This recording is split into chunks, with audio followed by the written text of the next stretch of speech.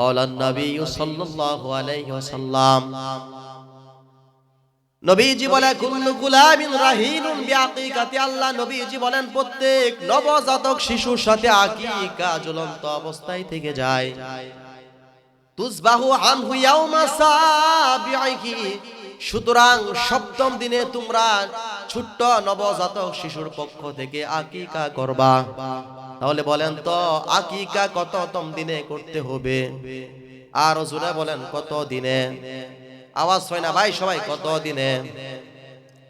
আল জামিউ সগীর একটা কিতাব আছে, আল্লামা ইমাম সুয়ুতী রাহমাতুল্লাহ থেকে বর্ণিত 5681 নম্বর হাদিসের মধ্যে আছে, নবীজি বলেন আকিকা সপ্তম দিনে, না পারলে 14 দিনে, তাও যদি না পারো তোমরা 21 দিনে তোমার ছেলে মেয়েদের পক্ষ থেকে আকিকা করবা। বলেন সুবহানাল্লাহ। তাহলে আমার সাথে বলেন আকিকা কততম দিনে? না পারলে কত দিনে? আরো না পারলে কত দিনে? 21 দিনে। মনে থাকবে? সারা জীবন মনে থাকবে ইনশাআল্লাহ। এখন আসুন আকিকা ছেলের ক্ষেত্রে কি, কন্যার ক্ষেত্রে কি। আপনারা একটা মাসালা এতদিন ভুল শুনেছেন, আমিও ভুল শুনেছি। আজকে কানটাকে খাড়া রেখে মাসালাটার সমাধান নিয়ে যান। তিরমিজি শরীফ একটা হাদিসের কিতাব আছে, এই কিতাবের 1516 নম্বর হাদিস। ক্বালান নবী সাল্লাল্লাহু আলাইহি ওয়াসাল্লাম, নবীজি বলে আনিল গুলামি শাতান, নবীজি বলেন পুত্র সন্তানের ক্ষেত্রে দুইটা ছাগল। কয়টা ছাগল? ওয়ানিল জারিয়াতি ওয়াহিদাতুন, কন্যা সন্তানের ক্ষেত্রে একটা ছাগল। তাহলে পুত্র সন্তানের ক্ষেত্রে কয়টা? আর রাসূল বলেন কয়টা? কন্যা সন্তানের ক্ষেত্রে কয়টা? পুত্র সন্তানের ক্ষেত্রে দুইটা, কন্যা সন্তানের ক্ষেত্রে একটা। এখন ছাগল কি বকরা হবে না বকরি হবে? এই যে বললেন যে বকরা। তিরমিজি শরীফের 1516 নম্বর হাদিসের মধ্যে আছে, আল্লাহ নবীজি বলেন ওয়ালা ইয়াদুরুকুম যুকুরানান কুননাম ইনাসা, নবীজি বলেন তোমাদের জন্য কোনো ক্ষতি নাই যদি তোমরা পুত্র সন্তানের ক্ষেত্রে দুইটা বকরা কিংবা বকরি জবাই করো, কোনো সমস্যা নাই। বুঝাইতে পারলাম? আরেকটা হাদিস বলে আমি একটু ব্যাখ্যা করব। তিরমিজি শরীফের 1519 নম্বর হাদিসের মধ্যে পাওয়া যায়, হযরতে আলী রাদিয়াল্লাহু তাআলা আনহু থেকে বর্ণিত, আল্লাহ নবীজি বলেন আকান নবী সাল্লাল্লাহু আলাইহি ওয়াসাল্লাম আনিল হাসানি বিশাত, নবীজির সাহাবী হযরতে আলী রাদিয়াল্লাহু তাআলা আনহু থেকে বর্ণিত, তিনি বলেন আল্লাহ নবীজি হযরতে হাসানের পক্ষ থেকে একটা মাত্র ছাগল আকিকা করেছিলেন। বলেন সুবহানাল্লাহ। তাহলে বললাম পুত্র সন্তানের জন্য দুইটা বকরা, কন্যা সন্তানের জন্য একটা। আবার এই হাদিসের মধ্যে পাইলাম পুত্র সন্তানের জন্য একটা জবাই করলে কোনো সমস্যা নাই। এখন একটু ব্যাখ্যা দিকে তাকান, সবাই তাকান। বর্তমান সিজারে বাচ্চা কাচ্চা হয়, তাই না? বেশিরভাগ সিজারে হয়। সিজারে বাচ্চা জন্ম নেওয়ার পরে আমি জানি না, হতে পারে ঔষধপত্র জমা দিয়ে টাকা পয়সা খরচ হয়ে যায় 25 থেকে 30 হাজার টাকা, মেবি কম বেশি হতে পারে। ভাই মাসলাটা বুঝেন, 30 হাজার টাকা খরচ হওয়া যাওয়ার পরে যদি কোনো যুবকরে বলা হয় সপ্তম দিনের দিন, 14 দিনের দিন, 21 দিনের দিন তুমি আকিকা দিয়া দাও দুইটা খাসি, যুবক বলবে আমার হাতে টাকা নাই। বলবে কি বলবে না? কারণ দুইটা খাসির দাম কত? 25 থেকে 30 হাজার টাকা। দুইটা খাসির দাম এরকমই হবে, তাই কিনা বলেন? আমি যদি খাসির কথা না বলে যদি আমি বলি দুইটা ছাগল, ছাগলের দাম হবে 15 থেকে 20 হাজার টাকা। 15 থেকে না 12 থেকে 15 হাজার টাকা দুইটা ছাগলের দাম। তাহলে টাকার অঙ্ক কি অর্ধেক কমছে কি কমছে না? আর যদি আমি বলি আপনি একটা ছাগল দিয়ে দেন মাত্র 5 থেকে 6 হাজার টাকা, তাহলে কি কমছে কি কমছে না? তাহলে যদি বলি ভাই সপ্তম দিনের দিনও না পারলে, 14 দিনের দিনও না পারলে, 21 দিনের দিনও আপনি 5 হাজার টাকাতে একটা ছাগল আকিকা করে দিন, সহজ হবে কি হবে না?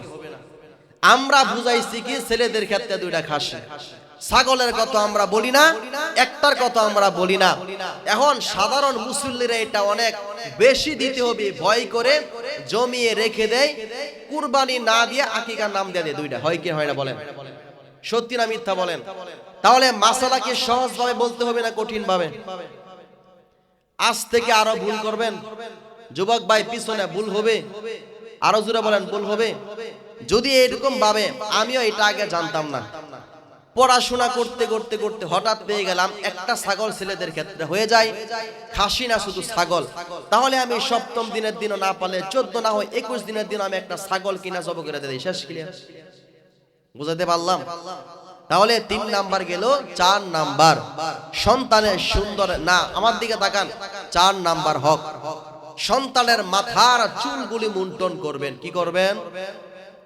চুলের সমপরিমাণ রূপ প্রদান করবেন। দলিল তিরমিজি শরীফের 17 নম্বর অধ্যায় 1519 নম্বর হাদিস। ক্বালান নবী সাল্লাল্লাহু আলাইহি ওয়াসাল্লাম, নবীজি বলে, ইয়া ফাতেমা ইহলিকি রাসাহু, হে ফাতেমা তুমি তোমার সন্তানের মাথাকে মুন্টন করবা। ওয়া তাসাদদাকি বিজিনাতি শারি ওয়া ফিদ্দা, সন্তানের মাথার চুলগুলি তুমি মুন্টন করে এই যে চুলের সমপরিমাণ তুমি রূপ প্রদান করে দিবা। বলেন সুবহানাল্লাহ। মা বোনদেরকে আমি বলি, সন্তান প্রসব করার পরে 7ম দিনে সন্তানের মাথার চুলগুলি মুন্টন করবেন। সমপরিমাণ রূপ স্বর্ণ যা পারেন আপনার সামর্থ্য অনুযায়ী দান করে দিবেন, না পারলে টাকা পয়সা সদকা করে দিবেন। কথাগুলি বুঝতে পারলাম? এটা কত নাম্বার হক বলছি? 4 নাম্বার হক। মনে রাখবেন 5 নাম্বার হক, সন্তানের ভালো একটা নাম রাখা। কি রাখা? আমার দিকে সবাই তাকান। নাসাই শরীফে 4221 নম্বর হাদিস, নবীজি বলেন, ইউসাম্মা সাবিক, আল্লাহ নবীজি বলেন 7ম দিনে তোমরা তোমাদের ছেলে মেয়ে সুন্দর একটা নাম রাখবা। আরে মুসলমানের ঘরে জন্মগ্রহণ করে মুসলমানের নাম রাখে রতন, রত্না, স্বপন, স্বপ্না, এরকম নাম মুসলমানের ঘরে আছে না নাই? আর জোরে বলেন আছে না নাই? সন্তানের যদি নাম রাখে আব্দুল জব্বার, আব্দুল কুদ্দুস, আল্লাহ সিফতি নাম, স্কুলের মধ্যে সমস্যা হয় না, কলেজের মধ্যে উঠে সমস্যা হয় না, ইউনিভার্সিটির মধ্যে উঠলে বন্ধু বান্ধব বলে কি নাম রাখছে তোর বাবা, তোর নামটা বুড়া বুড়া লাগে, বলে কি বলে না? তখন সে তার নাম রাখে ডলার বাই, বুলেট বাই, এইরকম নাম ব্র্যাকেটের মধ্যে পাওয়া যায় কি যায় না? ভাই কথা আসতে হচ্ছে, পাওয়া যায় কি যায় না? আমি বাস্তব দেখছি। আমি তিতুমির রাষ্ট্রবিজ্ঞানে আমি অনার্সে পড়েছি। আমি দেখছি ছাত্রলীগের অনেক নেতা কর্মীদের নাম ছিল ডলার বাই, বুলেট বাই, কত নাম। এরকম নাম একটা হিট আসে গায়ের মধ্যে, হয়তোবা তারা এই কারণে রাখে ডলার বাই, কত নাম রাখে, শর্ট শর্টে নাম। এই যে কত নাম, তেলমানিক, কালামানিক, কত যে নাম রাখে ভাই, এই নামগুলি কিন্তু হবে না। সাহাবী হযরতে আনাস ইবনে মালিক বলেন, আমি আল্লাহ নবীজিকে জিজ্ঞেস করলাম, বাবাকে সন্তানের হক সম্পর্কে জিজ্ঞাসাবাদ করা হবে। আরে মুসলমান, সন্তানকে বাবার হক সম্পর্কে জিজ্ঞাসাবাদ করা হবে। কিয়ামতের ময়দানে হকগুলোর মধ্যে অন্যতম হক হচ্ছে সন্তানের ভালো একটা নাম রাখা। আফসোসের বিষয়, বাবা মা সন্তানের নাম রাখে না, নাম রাখাই হুজুরদের মাধ্যমে আছে না নাই? আপনার সন্তানের নাম আপনি নিজে রাখবেন, নবীদের নামে মিলিয়ে রাখবেন, সাহাবায়ে কেরামের নামের সাথে মিলিয়ে রাখবেন। তো কোরআনের মধ্যে নাম আছে রামিম, ইয়াসিনের মধ্যে নাম রাখছে রামিম। শব্দের অর্থ কি? কোরআনের মধ্যে নাম আছে আপনার ফেরাউন, নাম রাখছে ফেরাউন। ফেরাউনকে আপনার নাম কাটো রাখে? রাখে না। আমি এই কথাটা বলতেছি এই কারণে, নাম শুধু কোরআনের মধ্যে থাকলে এটা হবে না। রামিম শব্দের অর্থ ময়লা, জুতা, আবর্জনা, এগুলি রাখা যাবে না। নাম রাখতে হবে আল্লাহ সিফতি নাম, আব্দুর রহমান, আব্দুল্লাহ, ইউসুফ, নাম রাখতে হবে ইউনুস। আবার ভাবেন না ডক্টর ইউনুস রাখেন, আপনার ছেলে যে ডক্টর ডাক্তার এটা আপনার ইচ্ছা, মাশাআল্লাহ, ভালো, সমস্যা নাই। আমি বলছি নাম রাখবেন ফাতেমা, সুমাইয়া। নাম রাখে বাবার নাম স্বপন, মেয়ের নাম রাখছে আপনার স্বপ্না, বাবার নাম রতন, মিলা রাখছে আপনার রত্না, আছে না নাই? এটা করা যাবে না। আল্লাহ জানা বুঝার তৌফিক দান করে, বলেন আমিন। তাহলে গেল 5 নাম্বার। 6 নাম্বার খতনা করা। খতনা বুঝেন? এখানে 80 বছর কার আছে? কারো আছে 80 বছর? হাত দেখান তো, 80 বছর কার আছে? কারো বয়স 80 বছর আছে? আল্লাহ পাক ইব্রাহিম নবী আলাইহিস সালাতু ওয়াস সালাম কে বলে, ইব্রাহিম নিজের হাতে তুমি তোমার খতনা করো। ইব্রাহিম নবী আলাইহিস সালাতু ওয়াস সালামের বয়স যখন ৮০ থেকে ৮৬ বছর হয়ে যায়, ইব্রাহিম নবী আলাইহিস সালাতু ওয়াস সালাম নিজ হাতে খতনা করেছেন। আপনাদের বয়স ৭০-৬০ হয়ে যায়, যদি বলা হয় খতনা করেন, নিজে বাজে পারবেন? নিজের খতনা নিজে করতে পারবেন? ভাই কথা বলেন না কেন, পারবেন? তাহলে খতনা সন্তানদের করাতে হবে, এটা বাবা মায়ের কি উপর দায়িত্ব, এটা সুন্নাহ হয়ে যায়। আল্লামা ইবনে তাইমিয়া বলেন খতনা করার কোনো বয়স নাই, খতনা যে কোনো সময় করানো যায়। সন্তান ছোট সময় খতনা করানো যায়। অনেক সময় মায়ের গর্ভ থেকে খতনা অবস্থা হয়ে যায়, ডাক্তার দ্বারা আর একটু কাজ সাইরা দেওয়া হয়, হয় কি হয় না? তবে সন্তান যখন দৌড়াদৌড়ি করে ৪, ৫, ৭ বছর হয়ে যায়, এই সময় খতনা করা অনেক ভালো হয়ে যায়। কথাগুলি বুঝাইতে পারলাম? কয় নাম্বার হক গেছে? ৭। জি ভাই কি বলছেন? ৭ নাম্বার হক গেছে না আছে?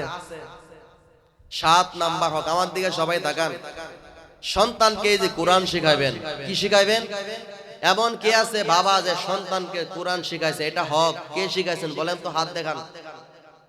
১ জন, ২ জন, ৩ জন। বাকিগুলো কি গান শিখাইছেন? শিখাচ্ছেন? তা হাত তুলেন যা শিখাচ্ছি। মানে আপনারা বিয়ে করেন নাই, অনেকে শিখান নাই। শুনেন, কোরআন শিখাইলে কি লাভ? আমার দিকে সবাই তাকান। হাদিসের কিতাব ইবনে মাজাহ মুকাদ্দামার মধ্যে পাওয়া যায় ২১৩ নম্বর হাদিস। ক্বালান নবী সাল্লাল্লাহু আলাইহি ওয়াসাল্লাম, সবাই পড়ে সাল্লাল্লাহু আলাইহি ওয়াসাল্লাম। নবীজি বলে খায়রুকুম মান তাআল্লামাল কুরআন ওয়া আল্লামা, তোমাদের মধ্যে উত্তম ওই ব্যক্তি যে ব্যক্তি কোরআন মাঝে শিক্ষা করে এবং অপরকে শিক্ষা দেয়।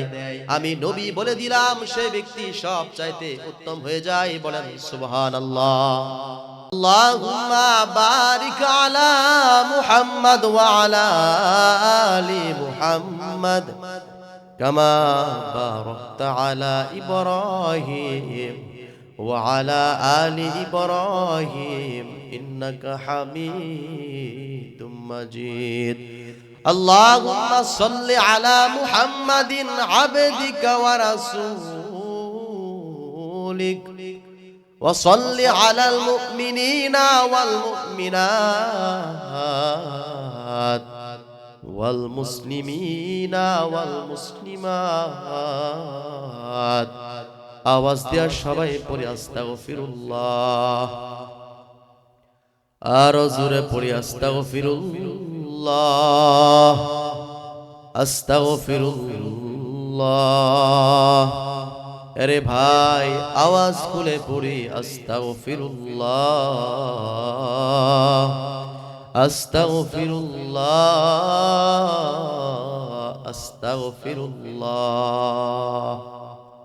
আলহামদুলিল্লাহ, আল্লাহ রাব্বুল আলামিনের দরবারে কোটি কোটি শুকর যে আল্লাহ রাব্বুল আলামিন আমাদেরকে কোন কোন শীতের মধ্যে যাদেরকে কবুল করেছেন তারাই কেবলমাত্র এখানে আসতে পেরেছেন। আপনি তাকিয়ে দেখেন, অনেক মানুষ দোকানের মধ্যে আছে, শয়তান তাদেরকে দোকানের মধ্যে রেখে দিয়েছে। হয় তারা বয়ানের জগতে প্যান্ডেলের ভিতরে আসবে, না হয় তারা বাসায় গিয়ে ঘুমাবে। মুসলমান যদি ঈশার নামাজ আদায় করে ঘুমায়, একটা ইবাদত। বলেন তো কি বলছি? কিন্তু দোকানের মধ্যে বসে গল্প গুজব করা, কথা বলা, এটা গুনাহ। হয়তো আমরা ভিতরে আসব, না হয় আমরা বাসায় গিয়ে ঘুমাবো, না হয় বাসায় গিয়ে বিবির সাথে গল্প গুজব করবো। এটা একটা ইবাদত। আল্লাহ যেন বুঝার তৌফিক দান করে, বলেন আমিন। এখনো বাঁচতেছে আপনার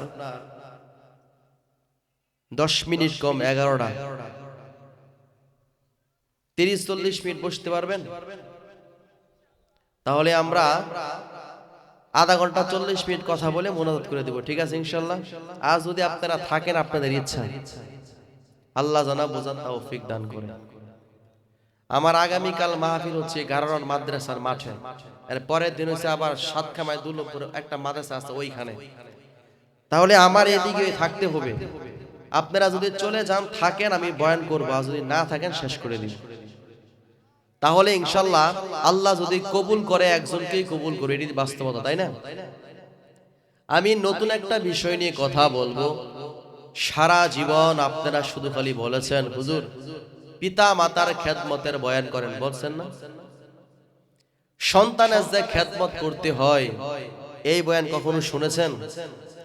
একজন পিতা তার সন্তানের সাথে কি করলে, একজন বাবা তার মেয়ের সাথে কি করলে, একজন মা তার ছেলের সাথে কি করলে ছেলে তার মা বাবার কথা শুনবে, ছেলে আল্লাহ ভক্ত হবে, ছেলে তার মা বাবা মারা গেলেও দোয়া করবে, সেই সম্পর্কে কিন্তু আমরা বয়ান শুনি নাই। তাহলে আজকে আমরা সংক্ষিপ্ত সময়ের মধ্যে সন্তানের 12টা হক আছে। কয়টা হক আছে? আওয়াজ দিয়া বলেন কয়টা হক? আমি 12টা হক সম্পর্কে কথা বলবো। যতটুকু সময় লাগে আপনারা থাকবেন না, শুনবেন ইনশাআল্লাহ। আমার কিন্তু চোখের সামনে বাসটাছে, আপনারা কয়জন আছেন? একজনে গেলে কিন্তু আপনারা ওয়াদা খেলাফ করলেন। ঠিক আছে ইনশাআল্লাহ? আল্লাহ জানা বোঝার তৌফিক দান করে, বলেন আমিন। সোনাকর দক্ষিণ পশ্চিম পাড়া জামে মসজিদ কমিটির উদ্যোগে ওয়াজ ও দোয়া মাহফিল, সভাপতি আলহাজ এম.এস. সিদ্দিক মন্ডল, সাবেক সভাপতি বর্মি ইউনিয়ন বিএনপি, প্রধান অতিথি জনাব মোহাম্মদ আখতারুজ্জামান শামীম, সদস্য সচিব আহ্বায়ক কমিটি বর্মি ইউনিয়ন বিএনপি, প্রধান মেহমান শায়েখ মুফতি আব্দুল কাদের এম.এ, বিশেষ আলোচক। আপনারা এতক্ষণ যাবত যাদের আলোচনা মনোযোগ দিয়ে শ্রবণ করেছেন, অনেকে চমৎকার কথা বলেছেন। বাকি আরো যারা এখানে আছেন আলোচনা শোনার জন্য আছেন, অনেক মা বোনেরা, আপনারা মেহেরবানি করে একজন সন্তানকে ভূমিষ্ঠ হওয়ার পরে কি কি কাজ করতে হবে সেই সম্পর্কে আমি কথা বলবো। যুবক ভাই যারা আপনারা বিয়ে করেন নাই, অনেকের সন্তান হয়ে গেছে, সন্তানের হক আদায় করতে পারেন নাই, যারা বিয়ে করেন নাই বা যাদের সন্তান দুনিয়ার মধ্যে হবে 2 বছর পরে, 1 বছর পরে বা সম্ভাবনা থেকে যায়, তারাই হকের কথাগুলি মনে রাখবেন। 12টা হক থেকে যদি 2-1টা হকও আপনার সন্তানের আদায় করতে পারেন, আল্লাহর কাছে বলতে পারবেন মালিক আমি আমার সন্তানের হক আদায় করেছি, সন্তান আমার কথা শুনে না আল্লাহ, এই দায়িত্ব আল্লাহ তোমার। আর যদি আপনার সন্তানের হকই আদায় না করতে পারেন, তাহলে তো আপনি বাবা হিসাবে পরিপূর্ণ সাকসেসফুলি হবেন না। তাহলে সবাই আওয়াজ দিয়া পড়েন আস্তাগফিরুল্লাহ, আর জোরে পড়েন আস্তাগফিরুল্লাহ। আস্তাগফিরুল্লাহ পাঠ করলে জীবনের সকল গুনাহগুলি ক্ষমা হয়ে যায়, বলেন সুবহানাল্লাহ। দলিল আবু দাউদ শরীফ একটা হাদিসের কিতাব আছে, এই কিতাবের 2 নাম্বার অধ্যায় 1517 নাম্বার হাদিস।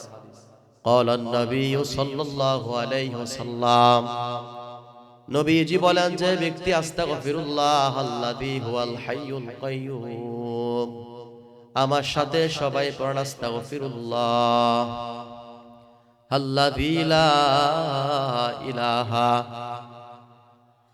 ইল্লা হুয়াল হাইয়ুল কাইয়্যুম ওয়া আতুবু ইলাইহি। নবীজি বলেন যে ব্যক্তি দোয়া পাঠ করে গফিরা লাহু, আল্লাহ পাক তার সকল গুনাহগুলি ক্ষমা করে দেয়, বলেন সুবহানাল্লাহ। ওয়া ইন কানা ফাররা মিনাজ জাহফি, যদিও বান্দা যুদ্ধ ক্ষেত্র থেকে পলায়ন করে, তারপরেও আল্লাহ পাক বান্দার গুনাহগুলি ক্ষমা করে দেয়, আবার বলেন সুবহানাল্লাহ। আপনাদের মধ্যে যারা অনেক গুনাহ করেছেন মুসলমান, ইস্তেগফার নিয়মিত পাঠ করলে আল্লাহ পাক বান্দার সকল গুনাহগুলি ক্ষমা করে দেয়, বলেন সুবহানাল্লাহ। যে বান্দার গায়ের মধ্যে শক্তি নাই, সারা দিন পরিশ্রম করে, হাড় ভাঙা পরিশ্রম করে, তার গায়ের মধ্যে কোনো শক্তি নাই, নবীজি বললেন ওয়ায়াজিদকুম মিনাল কুওয়া, বান্দা যদি দিলে দিলে ইস্তিগফার পাঠ করে, বান্দা রাতের বেলা যদি ঘুমানোর সময় ইস্তিগফার পাঠ করে, বান্দা দোকানদারি করে, বান্দা ব্যবসা বাণিজ্যের মধ্যে বরকত কম হয়, বান্দা যদি বেচা কেনা যদি কম হয়, নবীজি বলেন বান্দা যদি ফাঁকে ফাঁকে কাস্টমারকে বিদায় দেয়, আর যদি মনে মনে পড়ে আস্তাগফিরুল্লাহ, নবীজি বলেন তার প্রতিটা দোকানদারকে যে কাস্টমার দিল, প্রতিটা দেওয়ার মুহূর্তে আল্লাহ পাক তার দোকানের মধ্যে রহমত বর্ষিত দান করে দিবেন। বলেন সুবহানাল্লাহ। তাহলে বলেন তো ইস্তেগফারের গুরুত্ব আছে না নাই? আরো জোরে বলেন আছে না নাই? তাহলে ইস্তেগফার পাঠ করবেন, আরো জোরে বলেন পাঠ করবেন। আল্লাহ যেন বোঝার তৌফিক দান করে, বলেন আমিন। একজন বাবা মা, ভাই আমার কথাটা যদি গুরুত্বপূর্ণ মনোযোগ দিয়ে শুনেন, আমি এটা বিশ্বাস করি এরকম বয়ান আপনারা শুনছেন না, আপনারা সঠিকভাবে যে কয়জন আছেন মনোযোগ সহকারে আপনারা বয়ানটা শুনেন, ফায়দা হবে। একজন বাবা মায়ের ঘর থেকে, বাবা মা যতই খারাপ হোক, বাবা মা অবশ্যই চায় আমার সন্তান যাতে করে ভালো হোক, সবাই তো চায়, তাই না? আমি দেখছি বাবা জীবনেও এক ওয়াক্ত নামাজ পড়ে না, শুক্রবার দিন ছাড়া, ঠিক ওই সন্তানের মাদ্রাসায় দিয়ে দেয়। সত্যি না মিথ্যা বলেন? মা পর্দা করে না, ঘরের ভিতরে সারাক্ষণ মোবাইল চাপে, টেলিভিশন দেখে, কিন্তু সন্তানকে মাদ্রাসায় দিয়ে দেয়। তার কারণ কি জানেন? আমি গুনাহ করছি, যাই করছি, আমার সন্তানের উসিলায় আল্লাহ যাতে করে আমার ক্ষমা করে দেয়। যেন সবাই চায় নিজের সন্তানটা ভালো হোক। তাহলে ভালো একটা সন্তান পেতে হলে ভালো মায়ের প্রয়োজন। কথাগুলি বুঝতে পারলাম? পিছনে যুবক ভাই যারা বিয়ে করেন নাই, কারা কারা বিয়ে করেন নাই হাত তুলেন। যারা যারা ভিতরে আসতে হবে, বাইরে থেকে বললে হবে না। যারা যারা বিয়ে করেন নাই, স্পেশালি তারা তো শুনবেনই। মুরব্বী যারা আছেন, যাদের বাচ্চা কাচ্চা হবে, তারা আরো ভালো করে শুনবেন। মা বোনেরা যদি কেউ সজাগ থাকেন, আপনারা ভালো করে শুনেন।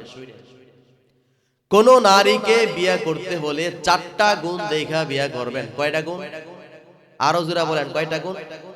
বুখারী শরীফ 5090 নাম্বার হাদিস। ক্বালান নবী সাল্লাল্লাহু আলাইহি ওয়াসাল্লাম, সবাই পড়েন সাল্লাল্লাহু আলাইহি ওয়াসাল্লাম। নবীজি বলেন, ক্বালাতুন কাহুল মারওয়াতু লিআরবাইন, তোমরা কোন নারীকে বিবাহ করবা 4 গুণ দেখা। বলেন তো নারীদেরকে বিয়ে করবেন কয়টা গুণ দেখা? আরো জোরে বলেন, কয়টা? 1 নাম্বার লিমালিহা, নবীজি বলেন তোমরা কোন নারীকে বিবাহ করবা যে নারীর টাকা পয়সা বেশি থাকে। কি থাকে? ধনী নারী, যে নারী সম্পদশালী বেশি। এই জন্য যৌতুক চান, তাই না? যৌতুক কি চাওয়া যাবে? 2 নাম্বার ওয়ালি হাসাবি হাল, নবীজি বলেন তোমরা সম্ভ্রান্ত ভালো বংশের নারীকে বিবাহ করবা। তাহলে 1 নাম্বার সম্পদ দেখে বিবাহ করবা, 2 নাম্বার ভালো বংশ দেখে বিবাহ করবা, 3 নাম্বার ওয়া জামালি হাল, নবীজি বলেন যে নারীর মধ্যে সৌন্দর্য বেশি সুন্দর সেই নারীকে তোমরা বিবাহ করবা। 4 নাম্বার ওয়ালিদিনিহা, নবীজি বলেন যে নারীর মধ্যে বেশি দিনদারিতা পাওয়া যায় সেই নারীকে তোমরা বিবাহ করবা। তাহলে আমি আবার বলছি, আমার হাতের দিকে তাকান। 1 নাম্বার যে নারীর টাকা পয়সা বেশি সেই নারীকে তোমরা বিয়ে করবা। 2 নাম্বার যে নারীর ভালো বংশ সেই নারীকে বিবাহ করবা। 3 নাম্বার যে নারীর সৌন্দর্য আছে সেই নারীকে তোমরা বিয়ে করবা। 4 নাম্বার নবীজি বলেন তোমরা দিনদারিতাকে বিয়ে করবা। বলেন সুবহানাল্লাহ। এখন প্রশ্ন থেকে যায়, হুজুর সমাজের মধ্যে তো অনেক কালো নারী আছে, আছে না? আপনারা তো প্রশ্ন করেন নাই, এজন্য কথা বলে আগে বুঝবেন। হাদিসের শেষের মধ্যে আছে আল্লাহ নবীজি বলেন ফাযফার লিযাতিদ্দীন, নবীজি বলেন তোমরা যদি দিনদারিতাকে প্রাধান্য না দাও, তারিবাত ইয়াদাকা, আল্লাহ নবীজি বলেন তাহলে তোমার দুনু হাত অর্থাৎ তোমার দুনিয়া এবং পরকাল ধ্বংস হয়ে যাবে। বলেন নাউযুবিল্লাহ। হাদিসের মধ্যে দ্বারা আমরা কি বুঝলাম? নারীর মধ্যে যদি সৌন্দর্য থাকে, নারীর মধ্যে যদি দিনদারিতা না থাকে, বিয়ে করবেন না। টাকা পয়সা আছে, সৌন্দর্য আছে, কিন্তু তার মধ্যে দিনদারিতা নাই, সেই নারীকে তোমরা বিবাহ করবে না। কিন্তু নারীর মধ্যে চেহারা সৌন্দর্য নাই, নারীর মধ্যে দিনদারিতা পাওয়া যায়। আল্লাহ নবী বলে তুমি যদি সেই নারীকে বিবাহ করে নাও, নবীজি বলেন তাহলে তোমার ঘরের মধ্যে এই যে বৃষ্টির ন্যায় রহমত বর্ষিত হয়ে যাবে। বলেন সুবহানাল্লাহ। আরে মুসলমান, যে আপনাদের মধ্যে যে ব্যক্তির ঘরের মধ্যে ভালো একটা নারী পেয়ে যান, নামাজি নারী পেয়ে যান, সেই ব্যক্তি দুনিয়ার মধ্যে শ্রেষ্ঠ, পরকালেও শ্রেষ্ঠ হয়ে যায়। বলেন সুবহানাল্লাহ। নারী যদি ঘরের মধ্যে ভালো থাকে, ইনকাম যদি কম হয়ে যায়, তারপরও তার সংসারের মধ্যে অশান্তি হয় না। সত্যি না মিথ্যা? আরো জোরে বলেন সত্যি না মিথ্যা? তাহলে এক নম্বর আমরা দিনদারি থেকে প্রাধান্য দিব। কথাগুলি বুঝাইতে পারলাম? কারণ তাহলে আমরা বিবাহের ক্ষেত্রে আমরা নারীকে দেখলাম, চারটা গুণ পাইলে ভালো, না পাইলে দিনদারি থেকে আমরা প্রাধান্য দিব। বুঝাইতে পারলাম? দ্বিতীয় আমরা কি দেখব? বিয়ে করার ক্ষেত্রে আমরা ইস্তেখারা করব। আমার দিকে তাকান, কি খারা বলেন তো? ইস্তেখারা করব। কিভাবে ইস্তেখারা করব? একটা নারীকে দেখার পরে বলবেন, মালিক এই নারী যদি আমার জীবনে যদি আল্লাহ ভালো হয়ে যায়, তাহলে আল্লাহ এই নারীকে আমার জীবন সঙ্গিনী হিসাবে আল্লাহ কবুল করে নাও। যদি আমার জীবনে আল্লাহ সে আসলে কোনো অশান্তি হয়ে যায়, এই নারীকে আল্লাহ আমার জীবন থেকে তুমি দূরে সরিয়ে দাও। এটা নামাজ পড়ে আল্লাহর কাছে দোয়া করবেন। পারবেন? পারবেন ইনশাআল্লাহ? যারা বিয়ে করছেন তারা তো আর পারবেন না, যারা বিয়ে করেন নাই তারা পারবেন। ঠিক আছে ইনশাআল্লাহ? কথাগুলি মনে থাকবে ইনশাআল্লাহ? আচ্ছা, ইস্তেখারা কেন করবেন? নারীরা হচ্ছে সবচাইতে ক্ষতিকারক ফিতনা, এটা বিশ্বাস করেন? একজন যুবকের জীবন শেষ করে দেয় একটা নারী। কিভাবে? আমি প্রমাণ দিচ্ছি। হাদিসের কিতাব তিরমিজি শরীফ 41 নম্বর অধ্যায় 2780 নম্বর হাদিস। আলান নবী সাল্লাল্লাহু আলাইহি ওয়াসাল্লাম, সবাই পড়েন সাল্লাল্লাহু আলাইহি ওয়াসাল্লাম। নবীজির সাহাবী হযরত উসামা ইবনে যায়েদ থেকে বর্ণিত, আল্লাহ নবীজি বলেন, মা তারাকতু বাদি ফিন্নাস ফিতনাতান আদরান আলা রিজালি মিনান নিসা। নবীজি বলে, আমার পরে মানুষের মধ্যে অর্থাৎ আমার উম্মতের মধ্যে পুরুষের উপর নারীর চাইতে ক্ষতিকারক ফিতনা আর আমি রেখে যাচ্ছি না। বলেন নাউজুবিল্লাহ। হাদিসের ভাষ্য দ্বারা বোঝা যায় পৃথিবীর মধ্যে সবচাইতে ক্ষতিকারক ফিতনা হচ্ছে নারী। আদম নবীর সন্তান হাবিল এবং কাবিলের মধ্যে, ভাই ভাইয়ের মধ্যে সম্পর্ক হত্যা হয়ে যায় নারীকে কেন্দ্র করে। আর বর্তমান জামানার মধ্যে আপন দুই ভাইয়ের মধ্যে নারীকে কেন্দ্র করে ঝগড়া হয়ে যায়। আপন দুই ভাই, যে ভাই ঈদের মধ্যে বড় ভাইয়ের জন্য জামা কাপড় কিনে, ছোট ভাইয়ের জন্য কিনে, মাঝে মাঝে বড় ভাই জামা কাপড় না কিনে ছোট ভাইয়ের জন্য কিনে। আবার এই দুই ভাইয়ের মধ্যে খারাপ নারী যদি হয়ে যায়, বড় ভাই যদি কোনো অসৎ নারীকে বিয়ে করে, এই যে ভাইয়ের মধ্যে দ্বন্দ্ব হয়ে যায় নারীকে কেন্দ্র করে। আপন ভাই বোনের মধ্যে দ্বন্দ্ব হয়ে যায়, যে ভাই সবসময় বোনকে জামা কাপড় কিনা দেয়, যে ভাই বোনকে না খাওয়ায় খায় না, যে বোন রাতের অন্ধকারে বাবা মা ঘুমিয়ে যায়, বড় ভাইয়ের জন্য রাত্রি জাগ্রত থাকে, ভাই ঘরের মধ্যে আসলে বোন তখন খাবার খায়। এই বোনের সাথে ভাই বিয়ে করার পর যদি কোনো অসৎ নারী পেয়ে যায়, এই নারীকে কেন্দ্র করে ভাই বোনের মধ্যে সম্পর্ক দ্বন্দ্ব হয়ে যায়। সত্যি না মিথ্যা? মা সন্তানের মধ্যে কত মিল মোহাব্বত, স্কুলের মধ্যে এক নাম্বার ছাত্র চাকুরি করে নেশা জগতের মধ্যে কত যুবকরা চলে যায় ছলনাময় নারীকে কেন্দ্র করে। আছে না নাই? আরো জোরে বলেন আছে না নাই? ওই যে একজন বলতে জোরে জোরে ঠিক, মনে কোনো সমস্যা আছে? সত্যি না মিথ্যা? তাহলে আমরা বুঝতে পারলাম কি ইস্তেখারা করব খারাপ নারী যাতে করে জীবনে না আসে। কথাগুলি বুঝাইতে পারলাম? আরো জোরে বলেন বুঝাইতে পারলাম? এখন আমরা নারী দেখা শেষ, এখন আমরা স্বামী স্ত্রী যখন পরস্পর কাছাকাছি যাবে একটা দোয়া পাঠ করবে। কি করবে? বুখারী শরীফ 4 নম্বর অধ্যায় 141 নম্বর হাদিস।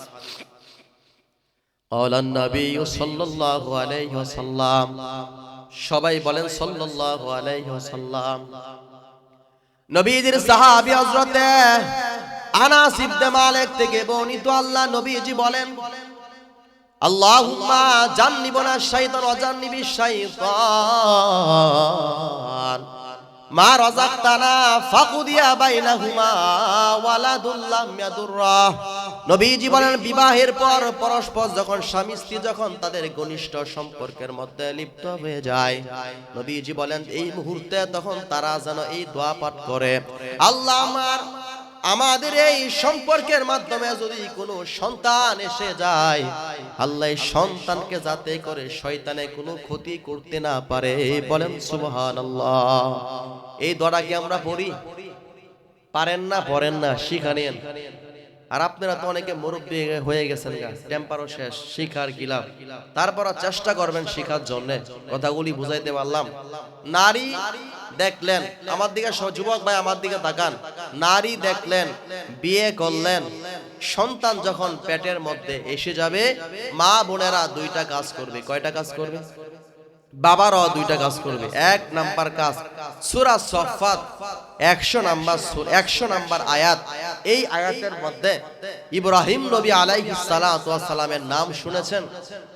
ইব্রাহিম নবী বলেন, রব্বি হাবলি মিনাস সলিহিন। ইব্রাহিম নবী আল্লাহর কাছে বলে, মালিক আমি আপনার কাছে নেককার সন্তানের জন্য প্রার্থনা করি।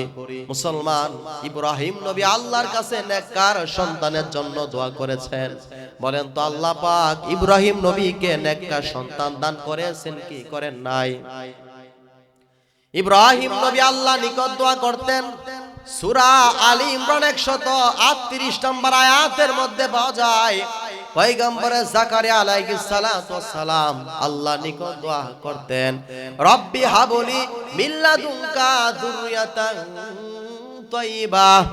আল্লাহ আপনি আমাকে একজন নেককার পুত পবিত্র সন্তান দান করুন।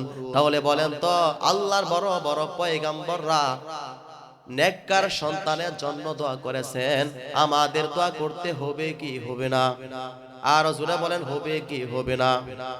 তাহলে মা বোনদের গর্ভে যখন সন্তান এসে যাবে, এই দোয়াটা আমরা পাঠ করব, বাবারাও এই দোয়া পাঠ করব। পারবেন তো ইনশাআল্লাহ?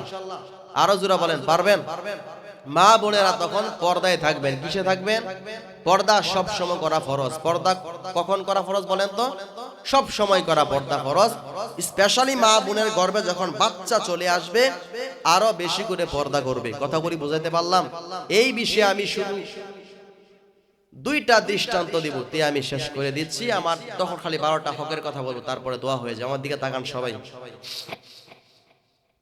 তিরমিজি শরীফ 1167 নম্বর হাদিস। قال النبي صلى الله عليه وسلم, নবীজি বলেন, মাসালুর রাফিলাতি ফিজ-জিনাতি ফি গায়রি আহলিহা কামাসালি যুলমাতি ইয়াউমাল কিয়ামাহ।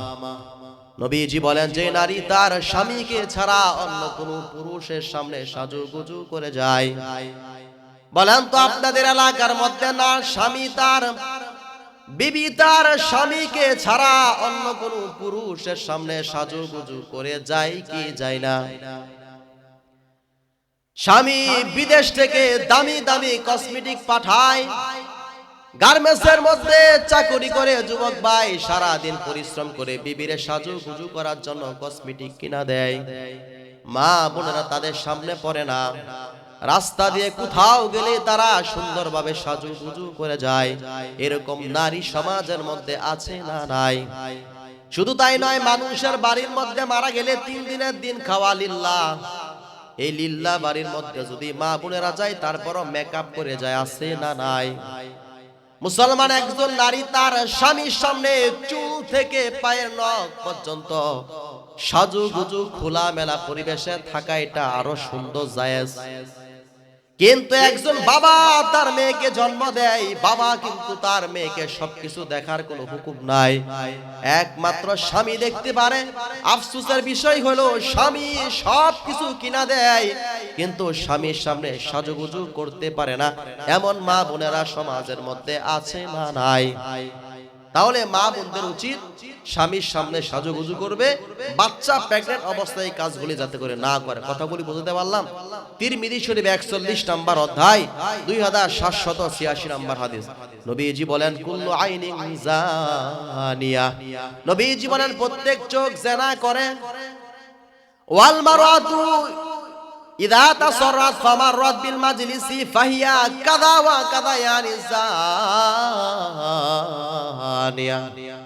নবীজি বলেন যখন কোন নারী গায়ের মধ্যে সুগন্ধি ব্যবহার করে রাস্তা দিয়া যখন অতিক্রম করে যায়, আপনারা মাঝে মাঝে বাসের মধ্যে উঠেন বা মাঝে মাঝে আপনারা ট্রেনের মধ্যে উঠেন, যুবক ভাই আপনারা মাঝে মাঝে যখন রাস্তা দিয়ে চলাচল করেন, দেখবেন কিছু কিছু নারীরা ট্রেনের মধ্যে বাসের মধ্যে উঠার পর তাদের গা থেকে সুন্দর সুন্দর সেন্টের ঘ্রাণ আসে না নাই? নবীজি বলেন কেন জানি সে নারীটা সবচাইতে খারাপ নারী। বলেন নাউজুবিল্লাহ। তাহলে আমরা হাদিস দ্বারা কি পাইলাম? নারীরা যেন গায়ের মধ্যে সুগন্ধি পারফিউম যেন এটা স্বামীকে ছাড়া অন্য কোনো কারোর সামনে যেন ব্যবহার না করে। কথাগুলি মনে থাকবে। এখন সন্তান ভূমিষ্ঠ হয়ে যাওয়ার পরে 12টা হক, কয়টা হক? আরো জোরে বলেন, কয়টা হক? অন্য বর্ণনায় 14টা হক। 12 থেকে 14টা হক আমি বলে বয়ান শেষ করে দিব। এক, কানের মধ্যে আজান দেওয়া। কি দেওয়া? আরো জোরে বলেন, কি দেওয়া? এই যে এখন আমি হকের কথা বলবো, মূল কথাগুলি ভালো করে শুনবেন।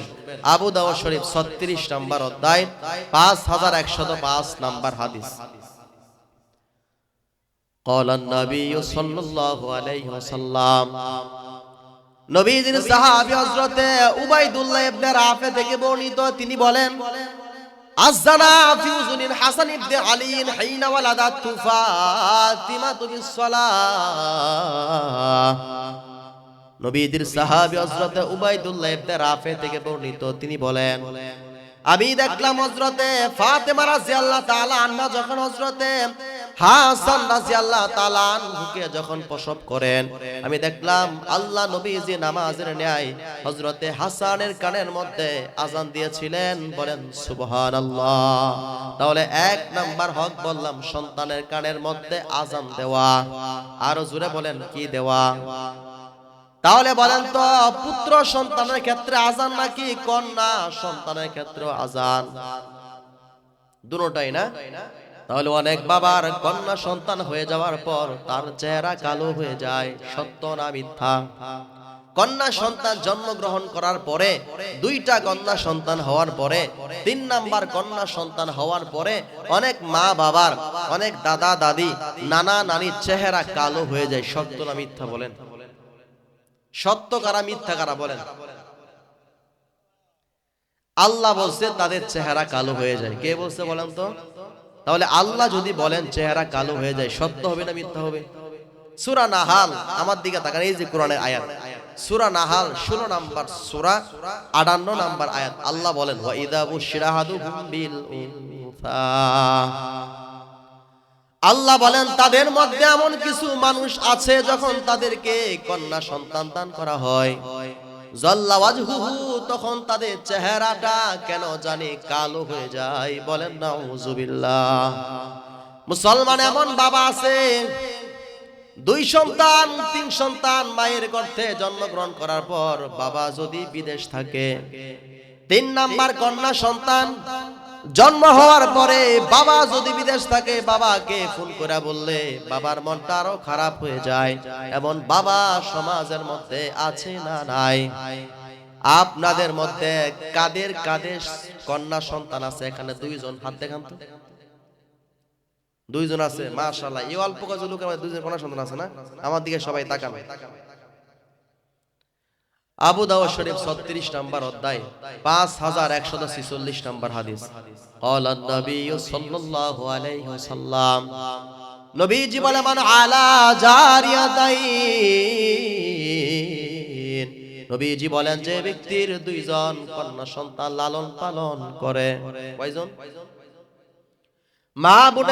মা বোনদের মধ্য থেকে যে মা বোনেরা 2 জন কন্যা সন্তানকে লালন পালন করে, বাবা যদি এই কন্যা সন্তানকে যদি কোরআন যদি শিক্ষা দেওয়ায়, স্কুলের মধ্যে পড়াই সমস্যা নাই, কিন্তু বাবা যদি কন্যা সন্তানকে যদি কোরআনটাকে শিক্ষা করায়, ওয়াহসানা ইলাইহিন্না, বাবা যদি কন্যা সন্তানের সাথে যদি সুন্দর আচরণ করে, মানুষে বলে কি ব্যাপার তোমার ঘর থেকে শুধু তো কন্যা সন্তান হয়ে যায়, বাবা যদি মনের ভিতরে যদি কোনো কষ্ট না পায়, বাবা যদি বলে আমার দুইজন কন্যা সন্তান আমার দুইটা রাজকন্যা সমান হয়ে যায়, মুসলমান অনেক বাবাদের দিলটা ফেটে যায়। মানুষ যখন বলে কি ব্যাপার তোমার তো ছেলে সন্তান নাই, মারা যাওয়ার পরে তোমার লাশটাকে নিয়ে যাবে, এইরকম মানুষ সমাজের মধ্যে আছে না নাই? নবীজি বলেন বাবা যদি ধৈর্য ধারণ করে কন্যা সন্তানকে যদি লেখাপড়া করায়, সৎ ছেলের দ্বারে যদি বাবা যদি বিবাহ দিয়া দেয়, নবীজি বলেন ফালাহুল জান্নাহ, সেই বাবা যাবে জান্নাতের মধ্যে। বলেন সুবহানাল্লাহ। তিনজন কন্যা সন্তান কার আছে? মাশাআল্লাহ। নবীজি বলেন মান আলা সালাসা বানাত, নবীজি বলেন যে ব্যক্তি তিনজন কন্যা সন্তানকে লালন পালন করে, কয়জন? আরো জোরে বলেন কয়জন? ফাদাবাহুন্না, বাবা যদি আদব কায়দা শিখায়, ওয়াহসানা ইলাইহিন্না, বাবা যদি এই তিনজন কন্যা সন্তানের সাথে বাবা যদি সুন্দর আচরণ করে, মানুষে বলে কি ব্যাপার কন্যা সন্তান তো তোমার তো কোনো পুত্র সন্তান নাই, মুসলমান এই বাবা যদি কষ্ট না পেয়ে যদি মালিকের কাছে বলে হে মালিক তুমি তো আমাকে কন্যা সন্তান দান করেছো আল্লাহ, এই বলে যদি আল্লাহ নিকটে যদি ধৈর্য ধারণ করতে পারে, ফালাহুল জান্নাহ, আল্লাহ পাক সেই বাবাকে জান্নাতের মধ্যে পৌঁছে দিবে। বলেন সুবহানাল্লাহ। তাহলে যার যত কন্যা সন্তান বেশি হবে, বাবা যদি সুন্দর করে যদি আদব কায়দা শিখায়, সৎ ছেলে দ্বারে যদি বিবাহ দিয়া দেয়, আল্লাহ নবী জানিয়ে দেয় সেই বাবা মা তাড়াতাড়ি আল্লাহর দেওয়া জান্নাতের মধ্যে চলে যাবে। বলেন সুবহানাল্লাহ। তাহলে বলেন তো কন্যা সন্তানের গুরুত্ব আছে না নাই? আরো জোরে বলেন আছে না নাই?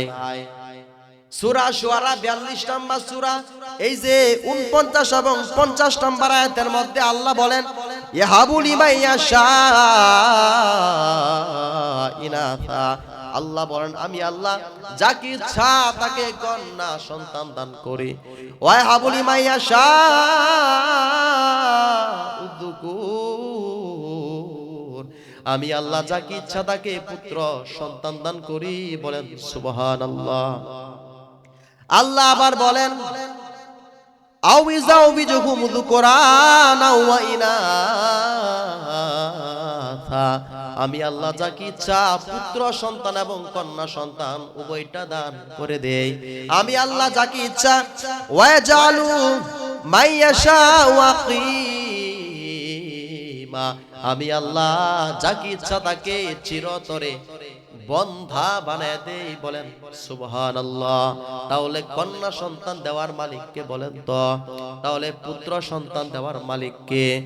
এমন কিছু মহিলা আছে, মা বোনেরা এমন কিছু আছে আহারে, যে মা বোনদের ঘর থেকে কোনোদিন ছেলে মেয়ে জন্ম নেয় না, এমন মা বোনেরা সমাজের মধ্যে পৃথিবীর মধ্যে আছে না নাই?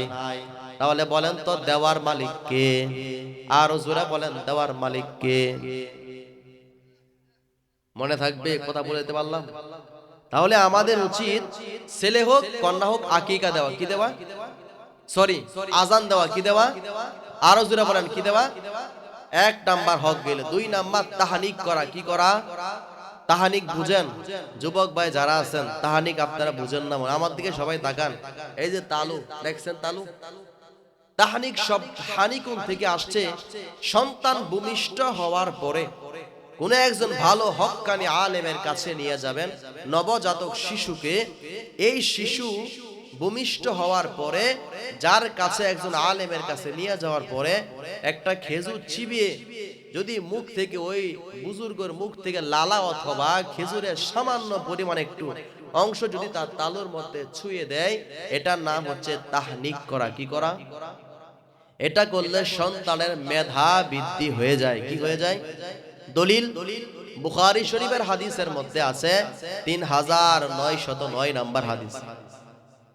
নবীজির সাহাবা হযরতে আসমা রাদিয়াল্লাহু তাআলা আনহা থেকে বর্ণিত, তিনি বলেন, আমি যখন মক্কা থেকে মদিনার মধ্যে হিজরত করলাম, মদিনার কুবার মধ্যে আমি অবস্থান করলাম, তখন আমি আসন্ন প্রসবা ছিলাম। মুসলমান বলেন তো আসন্ন প্রসবা কাকে বলা হয়? যে কোনো সময় সন্তান হবে হবে ভাব। বুঝাতে পারলাম? আমি মদিনার কুবার মধ্যে অবস্থান করলাম, সেই সময় আমি সন্তান প্রসব করলাম। আমার সন্তানের নাম হচ্ছে আব্দুল্লাহ ইবনে জুবাইর। বলেন তো কি বললাম? আমি হযরতে আব্দুল্লাহকে নিয়ে আল্লাহর নবীজির কাছে যাই। আল্লাহ নবীজি একটা খেজুর চিবায়, আল্লাহ নবীজি খেজুর চিবানোর পর আব্দুল্লাহ তালুর মধ্যে লাগায় দেয়। হিজরতের পরে মুসলমান যখন মক্কা থেকে মদিনার মধ্যে হিজরত করে, মুসলমানদের ঘর থেকে কোনো সন্তান হয় না। মদিনার ইহুদিরা বলেন মুসলমানরা মক্কা থেকে মদিনার মধ্যে অশুভ লক্ষণ নিয়ে এসেছে। যখন হিজরতের পরে সবার প্রথম যখন এই আব্দুল্লাহ ইবনে জুবাইরের জন্মগ্রহণ হয়ে যায়, আল্লাহ নবীজির কাছে নিয়ে যায় হযরতে জুবাইর রাদিয়াল্লাহু তাআলা আনহু। সন্তান আব্দুল্লাহকে এইভাবে হাতে ধরে বলে, হে মদিনার ইহুদিরা, তোমরা তো বলেছো মুসলমানরা অশুভ লক্ষণ নিয়ে এসে যায়, কিন্তু না না, মুসলমানরা অশুভ লক্ষণকে বিশ্বাস করে না। আমাদের সমাজের মধ্যে অনেক মা বোনেরা বলে বাচ্চা পেটে থাকলে নাকি মাছ খাইলে সমস্যা, বাচ্চা পেটে থাকলে নাকি চন্দ্রগ্রহণের নাকি কি সমস্যা হয়। বলে কি বলে না? মৃত ব্যক্তির বাড়িতে গেলে নাকি সমস্যা হয়। সম্পূর্ণ মিথ্যা কথা, অশুভ কোনো কিছু নাই। আল্লাহ যাকে দেয় ভালো দেয়, আল্লাহ যাকে দেয় এমনিতেই মন্দ দিয়ে দেয়। স্বামী স্ত্রী একই বিছানার মধ্যে ঘুমায়, রাতের বেলা সাপ এসে স্বামীকে সুবল দেয়, বিবিরে কেন দেয় না? একটাই বোঝা যায়, যার মরণ যে সময় এসে যায় অটোমেটিক তার মরণ হয়ে যায়। একই খাবারে পেটের মধ্যে খায়, বাবা খায়, মা খায়, সন্তানে খাবার খায়, সন্তান দিনে দিনে মোটা হয়, বাবা কেন চিকন হয়? একই খাবার খেয়ে একজনের পেট খারাপ হয়ে যায়, আরেকজনের পেট সুস্থ হয়। কারণটা কি? ওমা সাবা মিন মুসিবাতিন ইল্লা বিইذনিল্লাহ। আল্লাহ বলেন বিপদ আসে না তবে আমি আল্লাহর হুকুম ছাড়া বিপদ কোনোদিন আসতে পারে না। একই মার্কেটের মধ্যে দোকান দেয়, একদিন বিক্রি বেশি হয়, আরেকদিন বিক্রি কম হয়। কারণ কি? একমাত্র ওয়ালা তাআলাম নাফসুন মাদা তাকসিবু গাদান, আগামীকাল কি ঘটবে পৃথিবীর মধ্যে আল্লাহ ছাড়া অন্য আর কেউ বলতে পারবে না। বলেন সুবহানাল্লাহ। তাহলে মুসলমানদের মধ্যে কোনো অশুভ লক্ষণ নাই। কথাগুলি বুঝাইতে পারলাম?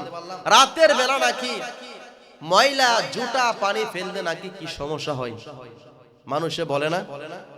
কুটুম পক্ষী ডাকলে নাকি বলে মেহমান আসে, চড়াই পাখি বালুর মধ্যে গোসল করলে নাকি বৃষ্টি হয় না কি জানি বলে। এগুলি সম্পূর্ণ মিথ্যা কথা, এগুলি বলা যাবে না। কথাগুলি বুঝাইতে পারলাম? আরো জোরে বলেন, বুঝাইতে পারলাম? বাইরের লোকদের আওয়াজ বেশি, আমার আওয়াজ নেই। কোন এলাকার মধ্যে আইলাম, সুবহানাল্লাহ আপনারা বলেন না, আওয়াজও দেন না। নারে তাকবীর। মানুষে বুঝুক যে আপনার তাদের চাইতে আপনার আওয়াজ বেশি। বুঝাইতে পারলাম ভাই? কথাগুলি বুঝাইতে পারলাম? আল্লাহ যেন বুঝার তৌফিক দান করে, বলেন আমিন। তাহলে গেছে 1 নাম্বার আজান দেওয়া, 2 নাম্বার তাহনিক করা, 3 নাম্বার আকিকা দেওয়া। কি দেওয়া? আকিকা সম্পর্কে আপনারা অনেকজন শুনেছেন, আজকে নতুন করে মাসালা শুনেন। দেখেন ওয়াজ মাহফিল কিন্তু শুধু খালি কানের মজা নিবার বিষয়টা এমন না, কিন্তু শিখতে হবে। কথা বলে বুঝাতে পারলাম? আমার কথা কি আপনারা বুঝতে পারেন? বুঝা যায়? আকিকা দেওয়া, নাসাই শরীফ 42 নম্বর অধ্যায় 4221 নম্বর হাদিস। ক্বালান নবী সাল্লাল্লাহু আলাইহি ওয়াসাল্লাম, নবীজি বলে কুল্লু গুলামিন রাহিনুন বিআকিকাতি। আল্লাহ নবীজি বলেন প্রত্যেক নবজাতক শিশুর সাথে আকিকা ঝুলন্ত অবস্থায় থেকে যায়।